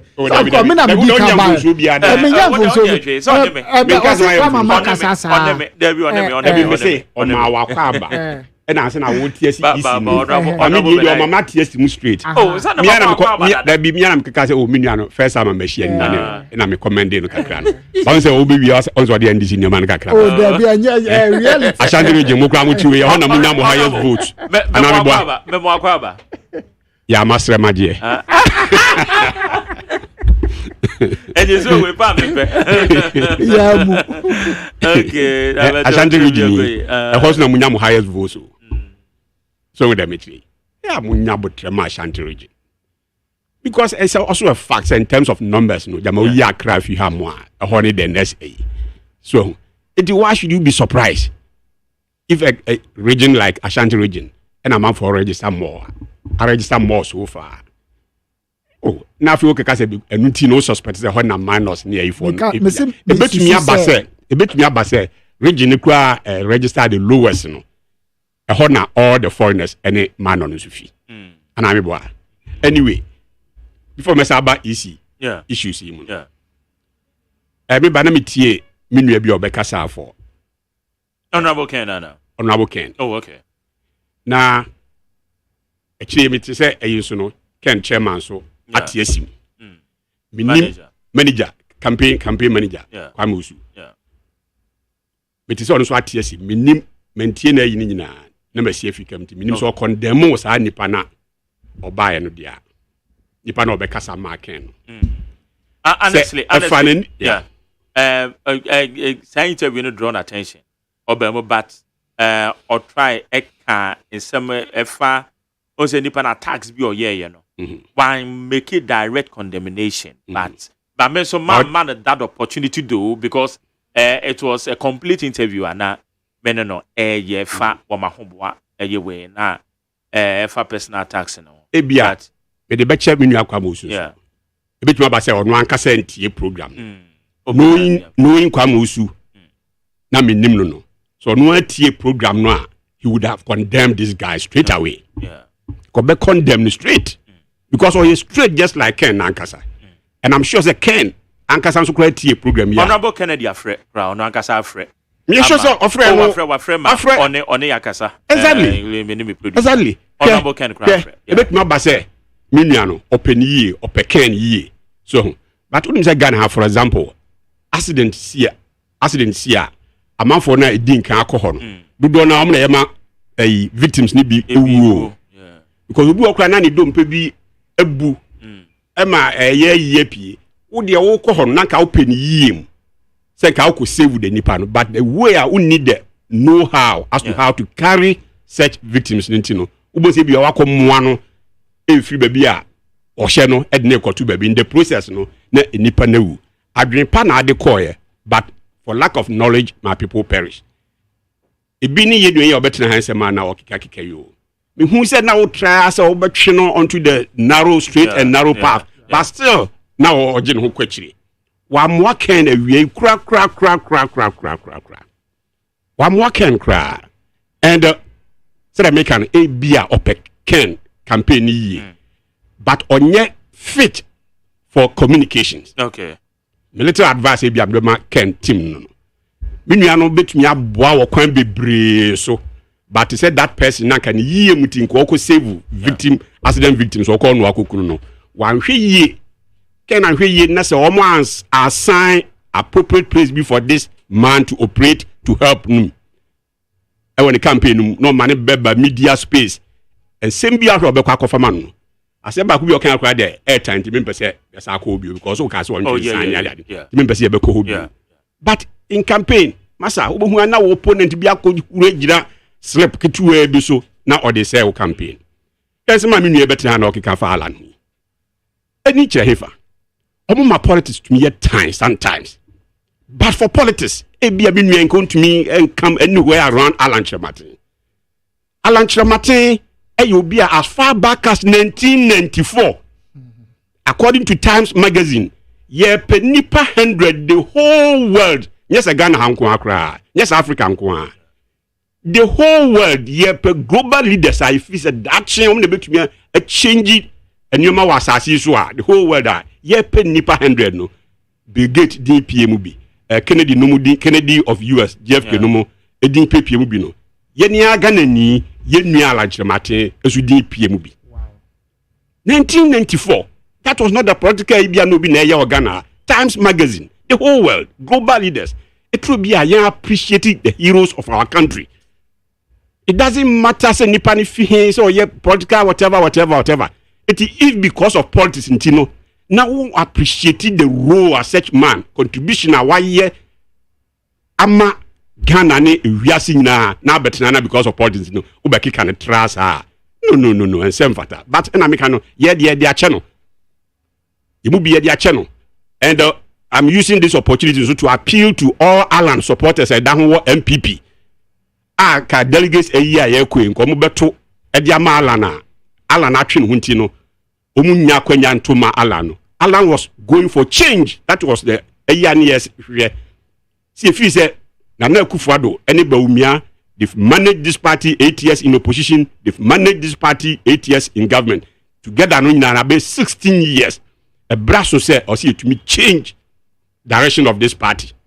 In the absence of Alano, I'm sure Kennedy will be a better option to bring that change. Oh, so now you go for Ken. but he will be a better person to go to bring that change to our party. It might be Alan supported ni bi emfa minuana ken nipa no betra ha no emfa ne ho abufuo mfa wanse na ho abufuo nko brebri yekru say because sa Alex even Alex yeah Alex because Alex abekasa nsem bi a etia Alan na omo ani anji hunti no na bi omo de eno so ho abufuo akosan you know Kennedy mo nyane sa we should forgive this man.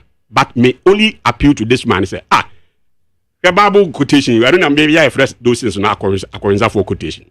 So I say, Australia, you know, you're in Fana, home grown at Baconia, they didn't know, and because of that, Allah will not go to heaven. Hey, when I catch us in Australia, you see, the patapa, and you're betrayed near the Baco. Yeah, because you're in Fana, home grown name, you're better, those things are no so interesting, Kikamunia, Kikabinsum, and you have to trust them, any those things, you're the Baco heaven, or see there.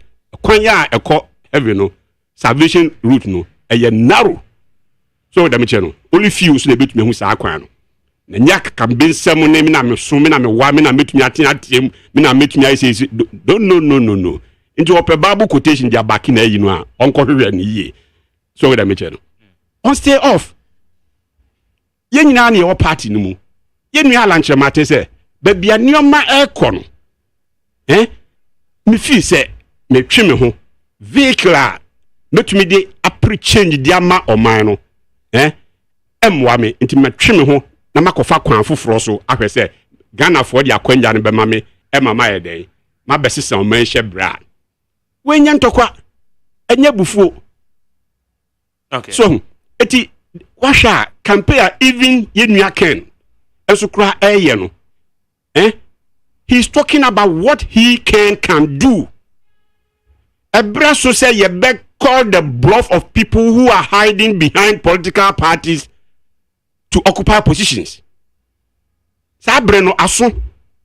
Obi ho mo amasa. But for politics, adwuma e bia de ahye ne nsa no. Say a private sector and no call interview pa e bia nko qualify. Emi emfasa adwuma no enye dey. E hye ne nsa. Ebra so say Ghana for us ye hwe nipa no based on nipa ne competencies.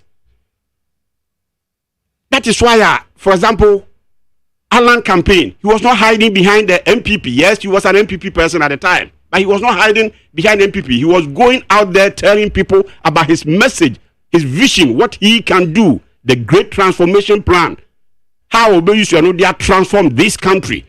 What we are Canada, Japan so is also doing the same thing. Mekai mitie na yiba ko say amanfo say me ye nyama na me kasa bebi omuso nko ye bi no omuso ko amon kasai. That should be the thing. Nipa ne bad. Yen interrogate omo personal competencies. Enhwe so mbetumi aye adwuma na. E ma yen hade eno nyina ka ho no ma yin pontuo no e te san tem bia na say ekoye ni mienu ne aba yachi baako. Ekoye ni mienu ne aba yachi baako no. Because there are a lot of square pegs be in round holes. Yonkophobia, yes, sport is not bomb, baby, a dom question, so no to me say, omo bodjuma pa, they've transformed sectors near dom question. Minimum be a crown, Miniaki, ya no Ghana Press, David Asante. David Asante, yeah. Ghana Press, transformation or diabaho. That is good, competences, no. Yenya, Minia penny, Kofi Juma, Gihok. Omi say me no mo sandia na me pese me encourage ba covid juma do ha sensa na be produce no using gihok no hwe ko transformation ya so dia abaho. That is good. Na po no money those places kofoni bi o me bit ma mention a couple of them. Young man the nako health insurance Dr. Okoboy, yeah. Some people be but the Edinburgh be out to say they are excelling based on normal personal competencies. Any young cophobia so I say who sector their shows and this I'm talking is not just about MPP NDC in Kwao. Yes, NDC time, this young man, fine gentleman, he had call toy a friend a tall boss. Yeah. Look at how I'll bring any competencies to bear. And we have a lot of such people our system no be even with that political which means a Juma Beshen is ano obetumi aye very well. I think that should be the way to go. Rather than so be because of politics, na ebia the studio ha man say o manage obekọ na wa twe afa ne botro ka Ben Asante no Ghana gas a lot of them ehihye a betuma mention them say yes the competences no are bringing it to bear on certain year the man no sa na betumi aliste bi muso out say omo twe for omo bo as a private sector adwuma bi na say other places bi a perhaps ebianka to begin with from the beginning crank yam for nipa ne konkoshe that should be the way to go. Ti say nipa no say oh after all so new umpo one kasa party kura say MPP NDC next or NDC kura na I don't just say we should crucify him just because our NDC not to talk of say only now the same party no say oh for whatever reasons you know and may call butterfly I don't think they just crucify him no we should not allow people to be hiding behind the political parties to in quote to misbehave. Yes, Ghana bit me nyan ntuma pa efra pa ya try bibia bi e braso say yema people who have what it takes to lead this country and lead this country. Na yenya say bibia because of politics bibia down the politics no. What this country needs now great leaders with vision who can turn the fortunes of this country around. Ye de yabobonko kra ye ko but ye mranti ye mayi a ye ja omachiri almost da chi to say and omo be dane bibia MPP NDC Mrs. Yanhwe ya baby oman yi ko no e beduru baby no ura choba kra ye bibisa say open NDC nkwan ana say open MPP nkwan. Is that the way to go? That is not the way to go to me. Okay. So now we care. So we should have people. Argentina, for example, just imagine Ilevia aban MPP de baye. Wow, to say bia pass adio de beboa free SHSC, beboa ma man nkwara no enya proper education, need this and that. Ebia wo additions more ebia office or the bar, ebetumi ama program no a strengthen nya benefit. Bring that one, but don't just condemn it for political reasons. To him say, oh, I deal with the assumasi ye nesos idea, maybe for political fortunes no will be dwindled. Ubo huna this force na dey ban so an MPP for say, oh, I deal with the eja omo so the bar. We are finished. No. A brass will say we move away from that, and that is why personally I believe say. They said they see what parliament here in 137. It was the beginning of things to come. Divine. God, Nyankopon Ankasa said, no, Ghana for baby amone nam no. Many so baby amon to brass say munyamon come to the center. Because of my way to me come to the center with a kind of unity government. When you're independent presidential candidate, now when your parliament said your TSCCA. The independent presidential candidate is compelled so call parliamentary 50% per the constitution. Yeah. On ministers also in parliament or call parliamentary ke 25 from NDC, emu 25 from MPP. Now about out there 50 now can also no. I mean from nananum, from academia, from business sorry, akwa be maybe I akwa team. Usually and yet derogatory. A good for bossy Dr. Obey. The didn't know say solid. Papa not be I will be saying that is when your government of national unity no you're in charge of trade and I say whatever you can see said they can help turn things around. But because of the way I hear Protestant and then I come back say those who even have the know-how they want to stay away. Almost stay away. I won't care. So party should be life and death issues. Obi or might be a life now, a politics not the it will feel say the party any power he is finished. Yata monitor nehe. O my susu jagum kesiye pa. So boom we be granted the first time I would die a self-contained room when he or she got a political appointment. Maybe the first time to me etina car nim so osuya driving and also or driving the first car was a political appointment the man is almost how they feel say life and death. It should be A or Chinchinachi it should be you move we've overgrown that stage. You go beyond that stage. We believe say brasso.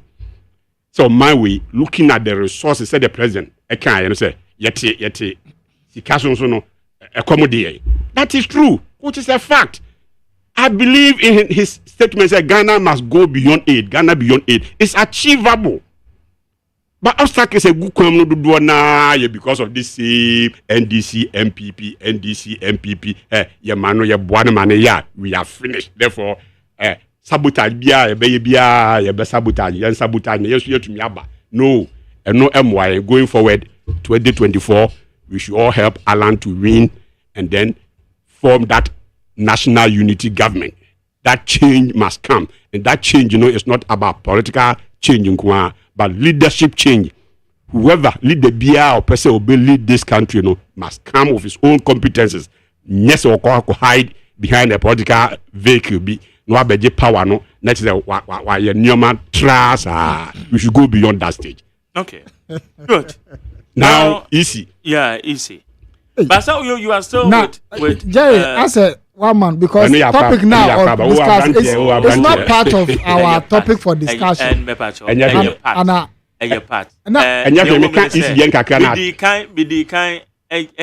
two 1-on-1. Yeah. And now MPP ni. And as I say, when you MPP, you're about permanent free party. No. The order from a party hierarchy will be a cordial lunch. No, yes, no. Don't misquote the party. Party is a campaign at the man. Another presidential candidate be against MPP presidential candidate. Why? What to Minuka say MPP ni presidential candidate. Oh, okay. Minuka say me. I was in parliament with Freddie Blay. Freddie Blay was a CPP member of parliament. Benedict parliament. Utumi be the chairman. MPP money ye. Anameboa. Minuka say ye sitting vice president. At the time I obinya that role no. Per the party's constitution, party card granu nibi. As constitution to me, Emma and Quine, Emma Obey. Me no Casa CCA, the two deputy speakers, Oseusu, and any have been independent members of this. Yes, these are facts. In the constitution, there, dynamic. So, in some cases, true be anquarani be my yana me perceive ignore because ye match no. I will say bring your experiences to bear. The way I able to me abwa on mine is Ghana first. Hey, me can first the Alan koye was it Monday or koye the statement the press be interview me and say yes, I believe in what he's saying. He said we must have a unity government. We must have a vision able to me. I bring everybody on board to resolve this issue now. Any 3 hours crano. MPP National Communication Platform. I've been a member all these years. Small girl be and then inquiry be because small girl not in terms of age. Any 2 hours crowd, no di my term of platform, so I'll make me dear free. Timothy, Metia, Crana, make Casa as MPP, but not officially as a member of the MPP communication platform. But in any case, me person me take one. I remember when I say you paid job. Me and me Tommy Fu a good care with the buy. Me say all my Google pay rules. I'm not one of them. Who bosso it me benaye. Time I started communicating. Just say ya ba power and Kwana Joe. And Kwano Adjo Ubia Numbi. Nim said those days in opposition, member abe communicate on behalf of this party. Now no we move over. So when then Kwana doing it, unilaterally, he first on bit me dear free him. Who cares? Okay. I will still speak for this party, but in your business koya, I will say to me eka. And now Ghana first, is about say and more bang bit me true and more man we are there a tumpon. Omani tumpo that's one thing I like about MPP policies and programs. Send your commission by all these years, me appointment biano. Can be appealed, can be complaining. But I haven't. In opposition in government, I've still be communicating for this party because I know say good programs and policies are abino and as a party in the Babano. Me nyasom faso directly right free SHSE. Me na our invest that keto will grow invest so man benefit from that. But bia me wo fasi bia na se me nanna bia na se busuani bi ofimi krom. Enka school fees bia nka obafra me ababaje no. Enne program a president de buy nti no. Akran be course school free no. Me sika no indirect na dey. Aka be bottom. It is a policies and programs no good it doesn't matter say wo personal you say when you position as when you position. No. Go ahead and campaign. So I will go ahead and still anytime I get the opportunity speak for this great party. But going forward, no na make say bring you do what they are. I am not going to vote or campaign behind any political ABR. Me the competence of who is leading what. Sa na 2024 about us here too. Both at the parliamentary level and at the presidential level. Yenhwe enipa na kasa na ogina ho no. Adwuma na de question nsa no. Adena ye to ye cars a yenkora yemba any drivers be able drive ye ya. We care as to say nipa no ye qualified driver obetumi drive me anase ontumi drive me ansa na ye cars na ma wo. Now do o man nyina shebre e kwahye obi nsa dia osi because he is hiding behind political parties, you know. So a competent or not competent enough, no. Osi a man the crime won't. So the mention. O car keke no kra no. You want to be sure. Say me buy with me driving ya kofiana. Want to me driving me there. It doesn't matter si nipa no ho and no driving licenses are proving records with me driving there. I will hire him as a driver to drive me. Na se ba o mamuni nyina ye nyina ye shebre. Ye de ne ye dachi ye mana na no nyina shebre. Ye de kwahye obi nsa dia. Why do you think say individual now this had power and question in some the competences should not be at the fore, but yeah allow just say because say or MPP ni because or NDC ni udu yenkru bi kra obi betuma ka so o ha de o de akokọ kra ekogina party way your friends say card so ya beto aman. How can we go that low? Any nyina yende but going forward achia emuye from 2024 economy, ye be that crusade no heavy. Okay. My man for to aba all over based on individual no and not necessarily say nipa dem ko hide behind political party be na or may cause mess for this country. Okay. Now to the registration. Registration. Move on. Yeah. The way forward to me. And now say nka ye gina ye di ho just a Ghana card. That is the way to go. Ghana card issues here President Kufuor ekofa by that time si somu ye na banhyesan by no NDC fo amejangu ho na President Nado sa by na say wasan abahyimu kina and ye no from that 2000 now to now from 2000 to now is about 20 something years, right? 23. Yes. Ikaba now so say this year starting from 18 years and above no. I say prof mo dia call those below 18 years up to 15 or somewhere there. Emma afi ye dey call. Itikaba now ke do stage be say a year attached to birth and death at the hospitals. And ye wo na no at least when your number at the appropriate time enough ye take you biometrics na. Nka ya mana aye tika hu ko hiempo se afi na obi di 18 into all kwa register all kwa di queue mu se di nuanom na wakodi 3 days na wakodi 4 days na wakodi 5 days kan hu ko hiampo because ye wo no na no wanya ne national ID card eti on the 18th birthday as it is done in other civilized societies now right on your 18th birthday no you get an information say your data has been passed on to the electoral register eti wo got hia voters register voters ID card for bia kra na ga wakoto aba ubekọ for your national ID na no udi wo database no you qualify to vote ti ko ho bi ntumi metin sim na san ya oba ya no say hey me so me kwa register just because e bia watitwi kakra for political reasons you know ubenya MPP ni ana so ubenya NDC ni bia obekọ guarantee just thinking about the party but not the national interest you know yanko guarantee me nipa no enye den kotro ni din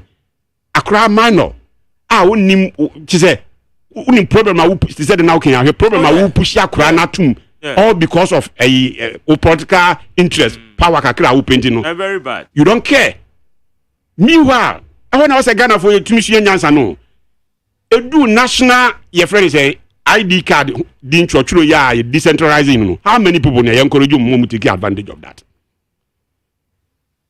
Where were the political parties? Compare gains awunya from having and as a holding a voter's ID card, any holding a national ID card. Yeah. In an era now, unkutebia or bank a lot of offices now. That's the basic document almost expect from you to be holding a national identification card.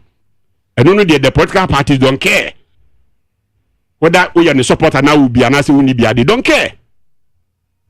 But voter you do here so one ebe so am de makọ e ho se mo gogo chochum din because they care so be to abadia man but otu abama ni wi so betumi a transact business in the bank they don't care say obetumi enya adwuma baby they don't care all this is una NIA card no ni bi oba be guarantee amount say churudin na koto aba but so obeboa mo atumi enya wo NIA card he doesn't care. Is that the way to go? Masa be say brasso say ye nyina start adwen how I be chichire ye man ho Jan say debia politics ya nyesa o man dachi yesuma ye mofra ne diachi. All right, madam say honorable benaye and I will tell you can need 100.9 so the main team. Now my main message this way kakra. When you say hi Mark Jerry, the Ken campaign team have opened the door for every delegate and voters in general election here in Ghana and diaspora to join supporters of Ken to win 4th November and 7th December 2024 respectively. We are therefore encourage everyone speaking for and on behalf of Team Ken to be decorum at every opportunity time that they get to speak. Ken has message and he is great leader to rescue Ghana. Shalom. Michael Adifrey. Is it Michelle or Michael? All right, Michael from Ashalaja. Mesha Kasante Aboso Okaim. Also, everything shows clearly that Alan Chamatin's resignation has given a big blow to MPP, looking at how the party is shaking across the country. JM has already won 2024 elections. Mesha Kasante. Jago said the friends home. Also, Jerry, 2024 election results will be based on the living condition of the citizen, not plenty talk. Plenty talk there. Nobody is going to encourage that. So I'm throwing a challenge to other political parties that Ghanaians are now white. So they should reconsider their living condition before voting for any party. Jagos. But that's it. Well, so Jerry, you've gained my bigger respect for the way you controlled your guest, irrespective of his or her position in the office. Thank you. Both are different. Okay, both. That's it. Where's the police? Don't attack people. Make your submission. Salute to such power. Also, I'm highly disappointed in Alex. You had a good platform to market your candidate, but you end marketing DMB. Gracious me. It is highly possible, Lampa. It also Nadia and also Edia Brain.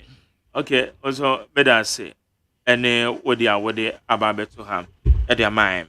Okay, Mamiko, Chamana, who be answer Patuana. As I said, there be, in fact, sir, Ghana politicians in it is Honorable Benjamin Aya. Me wo GDS enka yakoye ni papa. Na we de mamemfa akwanya so na minhia no da mon de but mahu se oye ni wonyamfo. Nyamenhira no. In addition to that, on say EC registration eyi na ye kan wansem no. Asem bia ehun hia pa. Guarantor system no is part of the process. Yeah. And in doing so too, I think there is a leverage each stakeholder a play. MPP, NDC and all that. And I believe we are all ups and doing part. Yabema exercise no acco smoothly.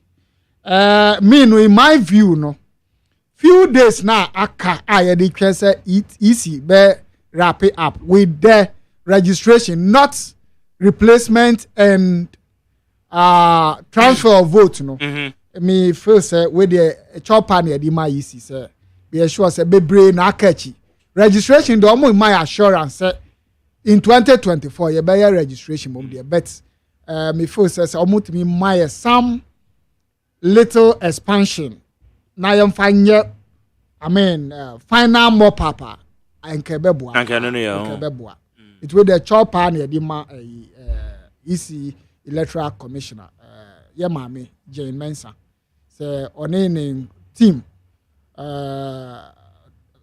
Dr. Benjamin Dr. Bosman Asari my former lecturer ena omo makano or no enkambo no munye stakeholders engagement no munhwe the possible way out omo be extend this now my na amount for which one papa.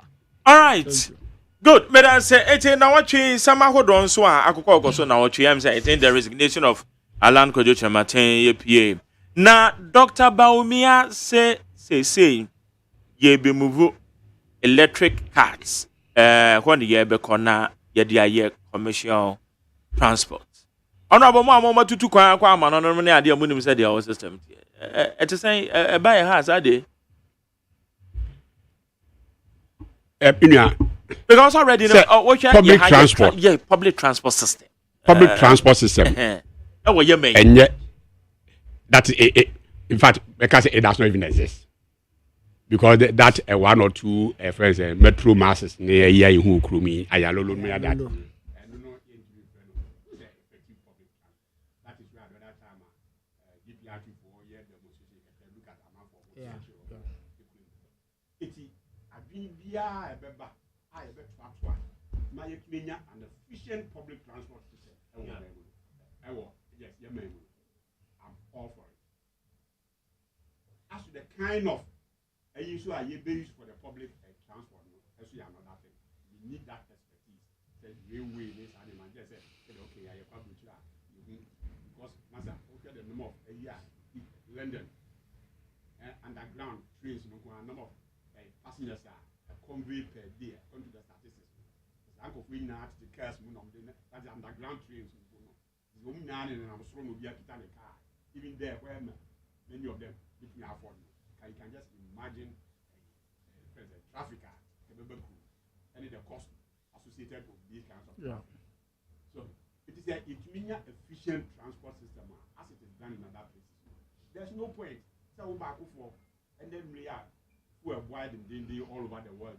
Now, my guy, maybe I say it will be one talk right there 500 Ghana cedis. Who language say one? Put me now for 2 hours. Traffic munkwa. Once I go do fina, nina. No. So, our blank you what efficient train system bia. Okay bia. You can feel me here. We do train station for bia. Pack it. You board the next available train. Come bia. My basi or junction have a program here. Masana kura train. You call back. Do a mark of our car. Now go. That is how it is done in other places. It is agreeing that Basel also it will improve your transport system now. I'm all for it. Now, as you said, you did electric one and never call. And now as I said, whatever you did hey, the world is moving on. The fact is that now time now diesel cars and now the locomotive in the whole said and no one should be the way to go. Okay, Europe near other places are almost tram near a electrical wires no. Since a human or no bar now it is touching it. But science, they are always changing. He said that those days now phone, our master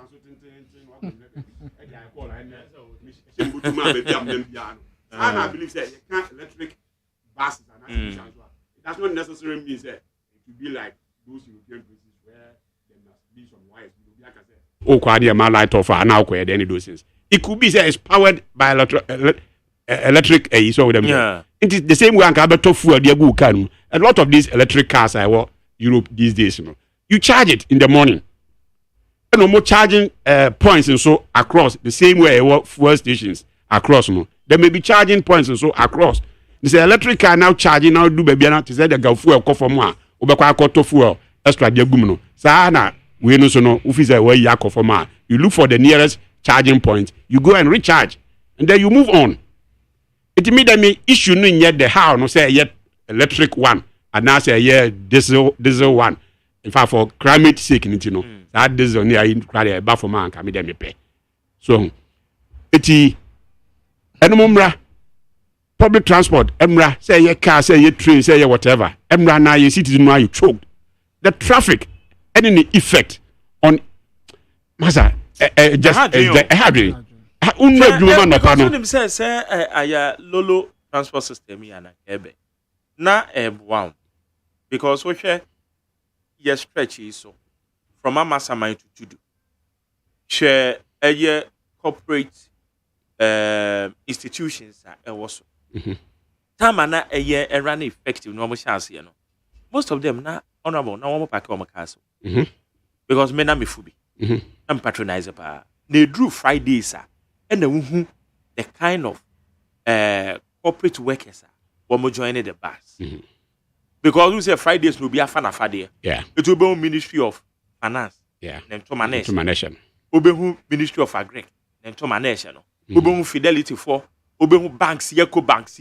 Obehu HSA. Other corporate institutions. Yeah. Because Friday is normal form of. Until Friday, your point is that no nice say. Yeah. They jana bass and now for. It's one day we so wow.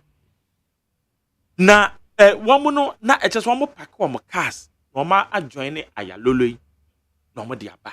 Your friend say Juma. It's a no crown na kwemo crown easy because come out for say you were effective public transport. Yeah. Come out for pack. Of course. Yes. Of course. So I thought about the car grab bed Juma crowd now just traffic who made crom now just a break class and start here Juma. You see? Edna me jai morning shows bad now say no. Masa baby I me no. Say 150 430. And be the traffic now untimi me do hunting. The true be 250 430 say how much 430 now. By 5 na me see ya. Na me see ekrum. Akope baby ada o ka mu ansa na bia program akọ say 7 and as 8 akọ start. So what was the point? Yeah. Ewa brass efficient traffic train bifi tema na eba. Oh fi unim say 5 minutes 10 minutes what do anka wo song. Eti enu there I'm all for it. The be bia e betumenya efficient transport a public you know. Yeah. Now that is the way to go. Okay. Chairman Jerry. Public transport system and the vice president say yeah benya electrical. A good idea. A good idea. Nemum on say a dine ana yem fat dako any edisi dine. Now say ushe public transport system. Hebra mi nyini mi akola na ye fre ebi se OSA bus. O mini bus. Na Uber to OSA. Tata bus. Na ye ba SCC. Ye ba Metro Mass. Ena ya lolo. Ya problem ba ku penny se bibia no so pese oya e wo se otu fa pim papa. Sabi sisi ayeti abansro so. Abansro we yen sorry keke ena ekukrusi ha. Edan no ye hyase sie from foundation. The foundation no ena carry edan weight abesi sese. The question then is, which is very fundamental and key, what foundation and what policy do we have for public transport system as a nation? Okay. Oshe tema to Akosombo Mpaka Dam railway project B NDC John Mahama Eshasiye ansana 2016-2017 Akufo-Addo be take over. Ene ubisa saade na akosi sei. Enso ni enim ni sa yenya flyover baako na yenko gina oni yenko commission. Echi na ye train stop, bus stop baako, train stop baako ni yakọ commission ni yaje ho nchia. Ye we but the real intention behind the project no. Ye hu da ben na sa railway no mu ebe ye adwuma. Tama nsawam railway system akosi sei. From Hakosi Kumasi railway network akosi sei. Ye okromu ha ana policy bi ana obi membo bi adi abanye was the CA ebe ka say ye be sky train akosi sei. Utu kwan eko amanone sabi minyao akwanya mako UK mahu say no public transport system anye ode oka no de kwan bicycle kra anya wa kono kra se kofa public transport buses no e woni lane edini lane mu enti se baumia formulate ni policy and now set agenda for electric public transport system agenda. But first things first. Inner roads no interconnected roads a war Accra no the situation it is say. And nsuo to a car bia ntimi navigate emfa bridges are connected from Alajo to Tesano from Tesano to Abeka ebe ye adjoining you flyovers ni nyama ebe ma sa public transport system no a function. What have we done to it? What you say? Enti media sa public and yes ni bonus wa but yen hwe ne yen to fa pem papa. Yen to fa pem papa. We have managers of state transport network. Na STC, boni cross ebenya STC from her to Nsawam. Boni se ebenya STC from her to Adenta. Boni se ebenya STC from her to Tema. What is wrong with that? What is wrong with us as a nation? Enti electronic whatever yina oye no elkano we have to move on, but we have to look at the structures, existing structures now. One say, can it actually carry the load now? Some person or the back on say, yes, sir. Then we should go for it now. Say, no, dear. Then I think there's more room for us to put those existing structures in place. Now, yen too far, pim papa. Me believe you said the existing networks now. No STC, Ayalolo, Metro Mass. Say a year na say a managing year will only add on with that so-called electronic bus are proposing the policy agenda. No, it's good, but say nya no na say be na yensan kofa we me peso na nya idea me sure say we are not being fair to ourselves as people. I mean but ye can say Ayalolo buses na ye na dey Egugu. Man back and come I am free. I am free senior high school. I am free senior high school. You back Egugu. So when I'm is it do akwan yi so na. Oh yeah. Office. We all go e big Egugu. Oh hey Egugu. Mintiasie. Buses ni Egugu. Meko central region here baby ameko e kura Buduata. One. Em farmer senior high schools ni ehia back. Yeah chicha ma senior high schools ni kura ke better. And buses in Google. Mackenzie on doing with the first one go I am free, mammy. And I just all cool na kumia.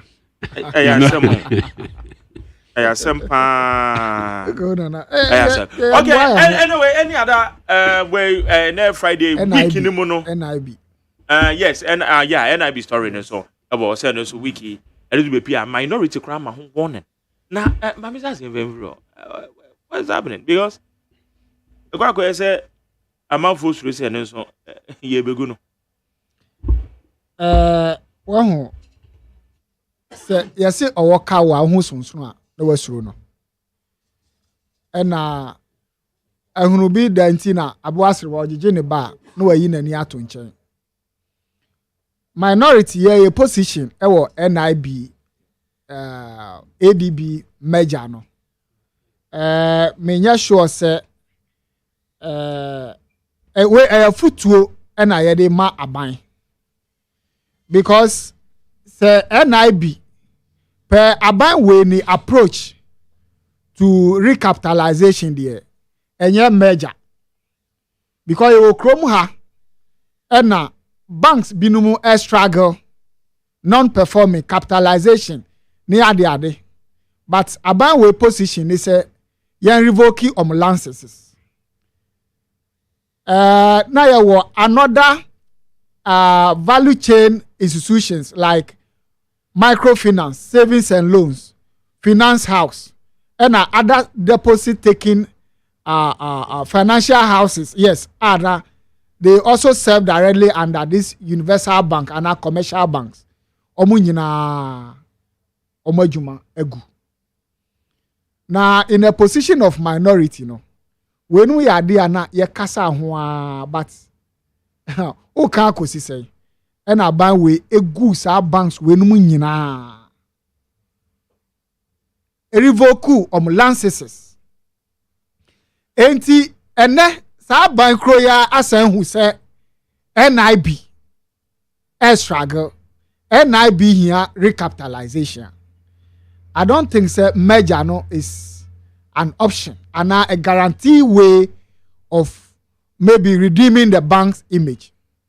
say o merge NIB any friend is saying ADB bank and there these two banks ne nyina ewo omo objective focus are different. And ADB is agric focus oriented objective and we no see for national development among other objectives are meaning it is a imagine that means we are going to lose the main objectives of setting these banks in the first place. Say and na say abanya hu say NIB ekwa ahuchirem omo hia recapitalization again merger no enye the surest option. The surest option is friends finance minister Honorable Ken Oforiatta wo na jumadi a one contractors and our customers of NIB for edino oni omo ndini ye uhwe Ghana ha contractors omuji loan omudi ye government projects alone about 860 million Ghana cedis. Ken Oforiatta was a 2 years contractors we muka oyinani atonchen. Can you imagine say beer contractors who have gone in for credits from NIB yetime tuomo ka na so omo so makotua NIB ka. I don't think say the states of the bank no menye no say eni ba bia yedri na enu na Honorable Benjamin aye edi kankan no eniama ni bi wo ho ase ye kan ho asem a enye MPP enye NDC. It is about Ghana. Enti sebi ame NDC ni mahu se ni ekoi enye ekobone na se me kan ho asem a the first thing on be hu say oh NDC ni the okan politics no enye politics. So na honorable members and minority members omo parliament omo ka sa major en asem. It's not about them, it's not about the party, but it's about Ghana. Enti se Oforiatta betimi aya sutie and now ya sutie etie minority position from day one enke NIB eja baby me anope na me ye research kakra about NIB asemu which Joy News Portal Honorable Isaac Adongo say NIB MD for almost about a year ni or manage bank no from Canada through Zoom communication. And no be na mesa kan Honorable Benjamin yini eyase say nipa no ye competent or a competent. So nye competent yini free ho emfa una say ebia NDC ni and or ye competent appoint that person to come and head that institution. But in the name of politics, now I appoint you be as MD almost about a year or run a bank no or manage a bank no from Canada. And young one say bank no ako anwichire we mo. And young one say bank no e was a situation mo. Onim NIB position o madru sesi ano me nya sure say merger no ene because merger no so eno so on the pros and cons. Merger no eba ebetimi aboa NIB amana sa agina ne nanso biom. Merger no ba NIB betimi handle bigger transactions amana gain the main objectives are ye di set bank na up. Sound soon as a merger no bar, it will cost about create about 800 losses of jobs. Man for be lose one jobs. Enti minority position is a merger no and yet the automatic way of redeeming the image of the bank. Enti aban ensanhwe ni ye biom. Na omumbe pa bibi enchire Ghana for. Okay. But as honorable Benaye Yes. As I sorry, me told you. Majari. So you say, maybe I say some of the ministries, agencies, maybe we must to emerge. Yeah. For efficient government and answer whatever. It drew this banking side and as a business, mergers and acquisitions and all those, another technical field area. Meaning, is it WhatsApp and Facebook? Back home, I'm in a back home, and I'm your friend saying Facebook. And I'm in WhatsApp, and I say, Meta. You know, it's in the business world that these mergers, acquisitions, and whatever, no. You might debate, no. And yeah, and I say, you science and data in leading. It do some of these technical issues are. It will be one pronouncement about Bayawahano. Now, also fear and panic. So in the process, now man for started running to some banks to withdraw their funds. We also need to banks there's a rundown. A cost is a bit affected the bank. It is careful. Media can do things like this now. It's also be free. Minimum Isaac. Now you have a boy NDC MPP football. No? You have financial people. No? Exactly. Yeah. Not even just ordinary financial people, but we say about acquisitions, mergers, and all those and so on. A complete professional. Among for what they know how. No mumra. Now be data no. Now based on the data and information that you have available, no, you make the decision. You say yes. After all. 2 banks I think said 100% owned by the state. Yes. No, I think it be out of local shares. I don't know. Fine. Yes, but whatever no, I buy what shares can see womb. Eti ana you made 2 banks now and the boy as on my now based on the science of data no. If so, why not? And this first more no. Beer looking at Ghana said that make a baby OCC na. Asem no. It is a press conference at 2:00 and able the press conference on NIB ADB merger. No, straight away about half of this country will be switch off. MPP for now switch off. And yes, some send or Becca cry and to be assumed. Be whom minion express na no, very out no, I can't know. Untias more can crass. Maybe finance minister sooner eba Becca pet. You who know in the white no starting the first Bible quotation and yes I write and this phone now so then I switch off. It doesn't matter nyans asem obeka obi antie. To can do such issues now. Yem free professionals. And yet omo so to be omo kra omo ho abufu kra chen yen politicians no. They allow omo hidden parochial political interest be affect omo discussions no. You see, omo na ebo man no. Any politicians no. Yen dey so be any say politician. Ma better we any say be MPP sem. Mini Isaac so be NDC sem. But so called professionals na CSOs ni bi o man ka to me say asuma si there. Nko kasa amanfo tie both sides no bi abetie ni yie no. Na nsen we hu bebre or starting analysis now to me say analysis we pa there from professional point of view. Yes omo.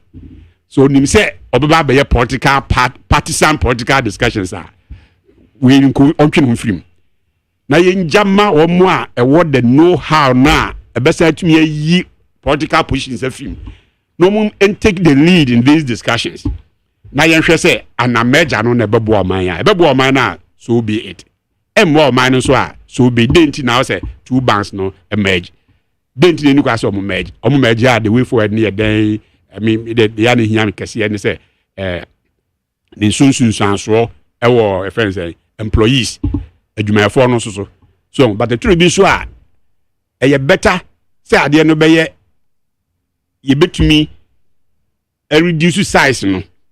Now employees bear 20-30% we be coffee. Now 70% no, akum, na Juma na Gina ye. Than say you because 100 ni nyina ngom no mo twen for mo bossa be wi ase na dwuma na collapse say dwuma ni nya collapse a 100% mu nyina obi abelus ni job Ebi need the previous ones here buy banks here kika boom in other things. Yes, see nyanum be elusu job. But they compare to other banks being so and as a from this financial institution microfinance when you had the DB home omukra de say yeda sorry ye no my day no close doors no call. Ekobasa na not only an employees no day elusu omadwuma but depositors and so na aside den elusu omusika nyina but we hear the ban and say ye dia at least e bi lusu omadwuma de na so anya hwe kra no depositors de ko bi ansa kan ni sika oh depositors abind say on san kan kra na say abind acknowledge say medoka at least you know say I have this much. How do we say your boy church you never say depositors from Osaka because in fact HAE ipa be pray obu an sika 1 million cedis so kwa na 50,000 but at least and that's what was about the meka na 1 million manya 50,000 aka 950 is better than where the Bechinanka bank no allo and as a financial microfinance no one lock on the doors no oko 1 million 50 no kra na ball. So we grabbing can say half a low for because 50 out of 1 million they are not sharing half a, but it's still better than say bia kabelusu ninyina.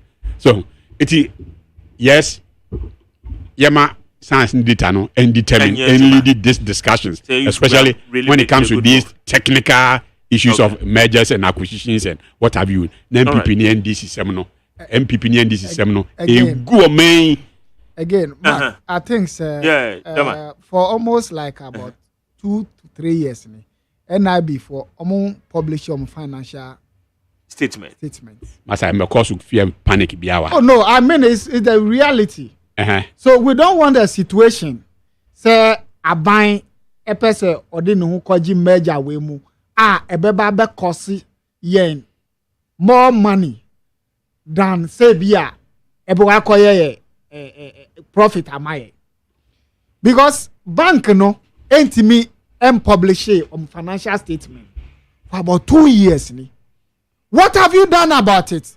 There's a management team, there's a whole MD and other political figures appointed to head this bank. And now there's a supervisory agencies which is Bank of Ghana. Yeah. No wonder so Mankasakra they have run into some losses in a recent report. And it's a una supervise a state-owned bank like NIB, a beacon of Ghana, NIB. 2 good years. Team publish. I think ADB they have done their best. Financial standings now. They are in a very good position. And yep, ni papa no. But NIB they are cool. I don't think because and say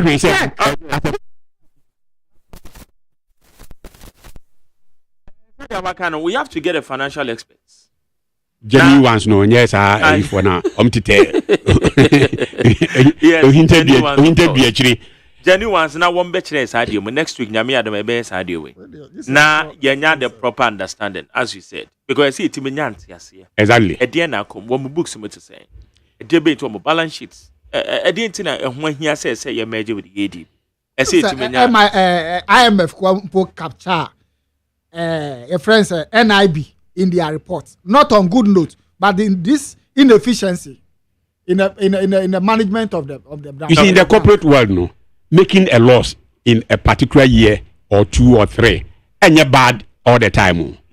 Especially when you say be a so yes, no, but for sometimes to me say yes. These times, you know, for ABC reasons, you know, yes, we are going to make a loss. It's not sano and cause fear and panic. Bia, it is all the play. Muna okona do baby now is a flight now as a turbulence kakra now baffom kakra. Once the pilot is still in charge, you know, there's no cause for alarm. Oh, young coaches, you baby. Last now me quarter male. Tamale, but Tamale, come on, you home. I feel now me so sit. I mean, I'm put cha. Okay, propaganda.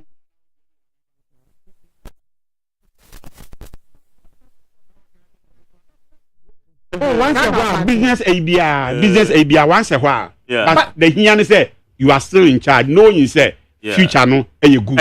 Yeah, but some of the figures look so scary. There's no way going forward. No. But those in charge man know say yes, we're going through some storm. Chairman Isaac Potu. Child Sudoku chairman. Chairman, everywhere that's it.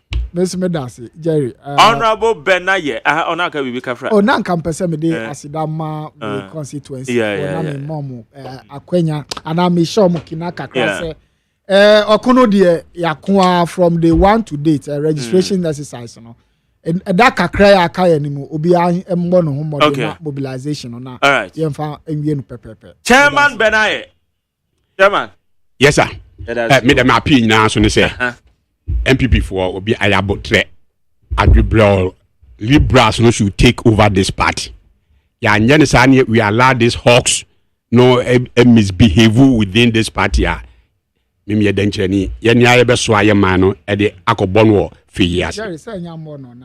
So ya hwe ya ye nya ye beso AGYEMAN na akobonwo. Ye nya ye beso Agasimanum. And opamian san. Oh, I just any other soy party na kwakobon.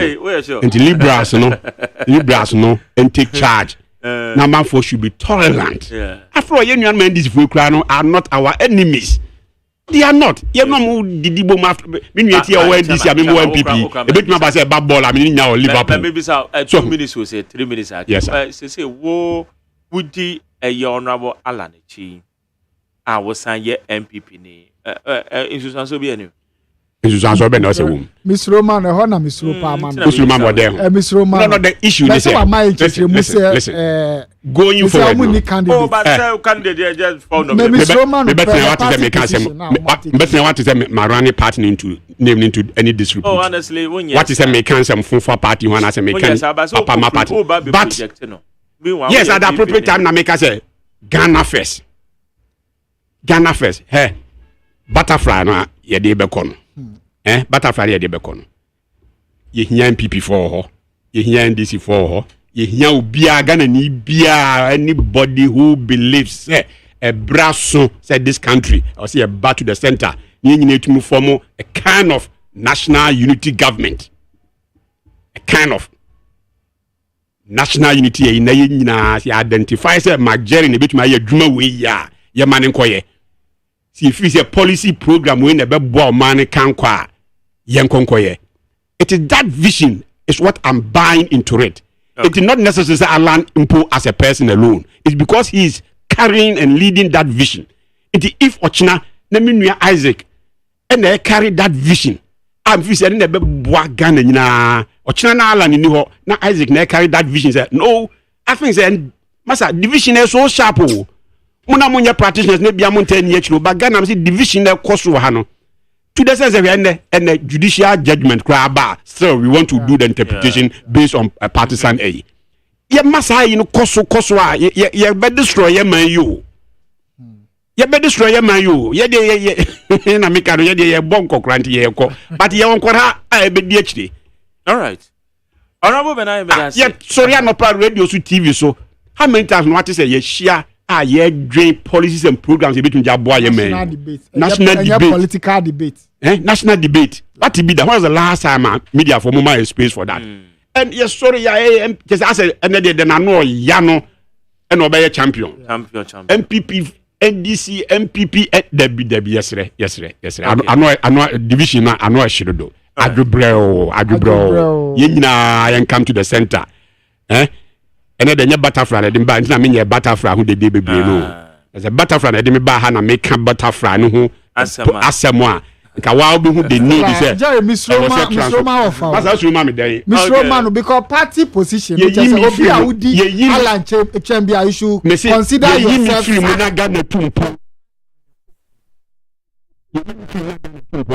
I'll be okay. All right. As you for any for honey DC, and I'm of a meeting for Colson, and then Friday, a giant cobaba home. I bed into our a year or a big covare event to be brave. It's a wook where ye a weekend day, and pet TB mammy be a mamuko show down on some you or quam. Never be to me and Cosso Kama. Me did the Mac Jerry or say AGYEMAN and a year chairman Isaac Potu.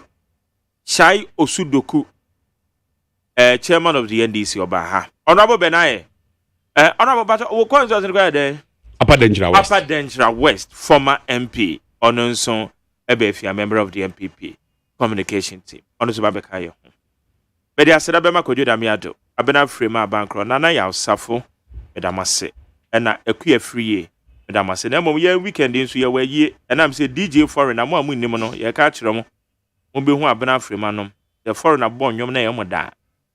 One finance one body and na me adoma DJ foreigner ne maame ayi no weekend ya na me adoma chine ye odam pem e wo kokrantu me abna me so the way ni send me na den na me odam pem odam pem wo eye kokrantu me weekend ye chese kokrantu me ho ne ye beko akwakọ ge ayi no na kwasi ada Thanksgiving service so akoso e wo EP church achem tafo Inti DJ foreigner ni abusuani nyina ya maame Madam Mary Azameti dodo na freno Lore ade Loronyo wow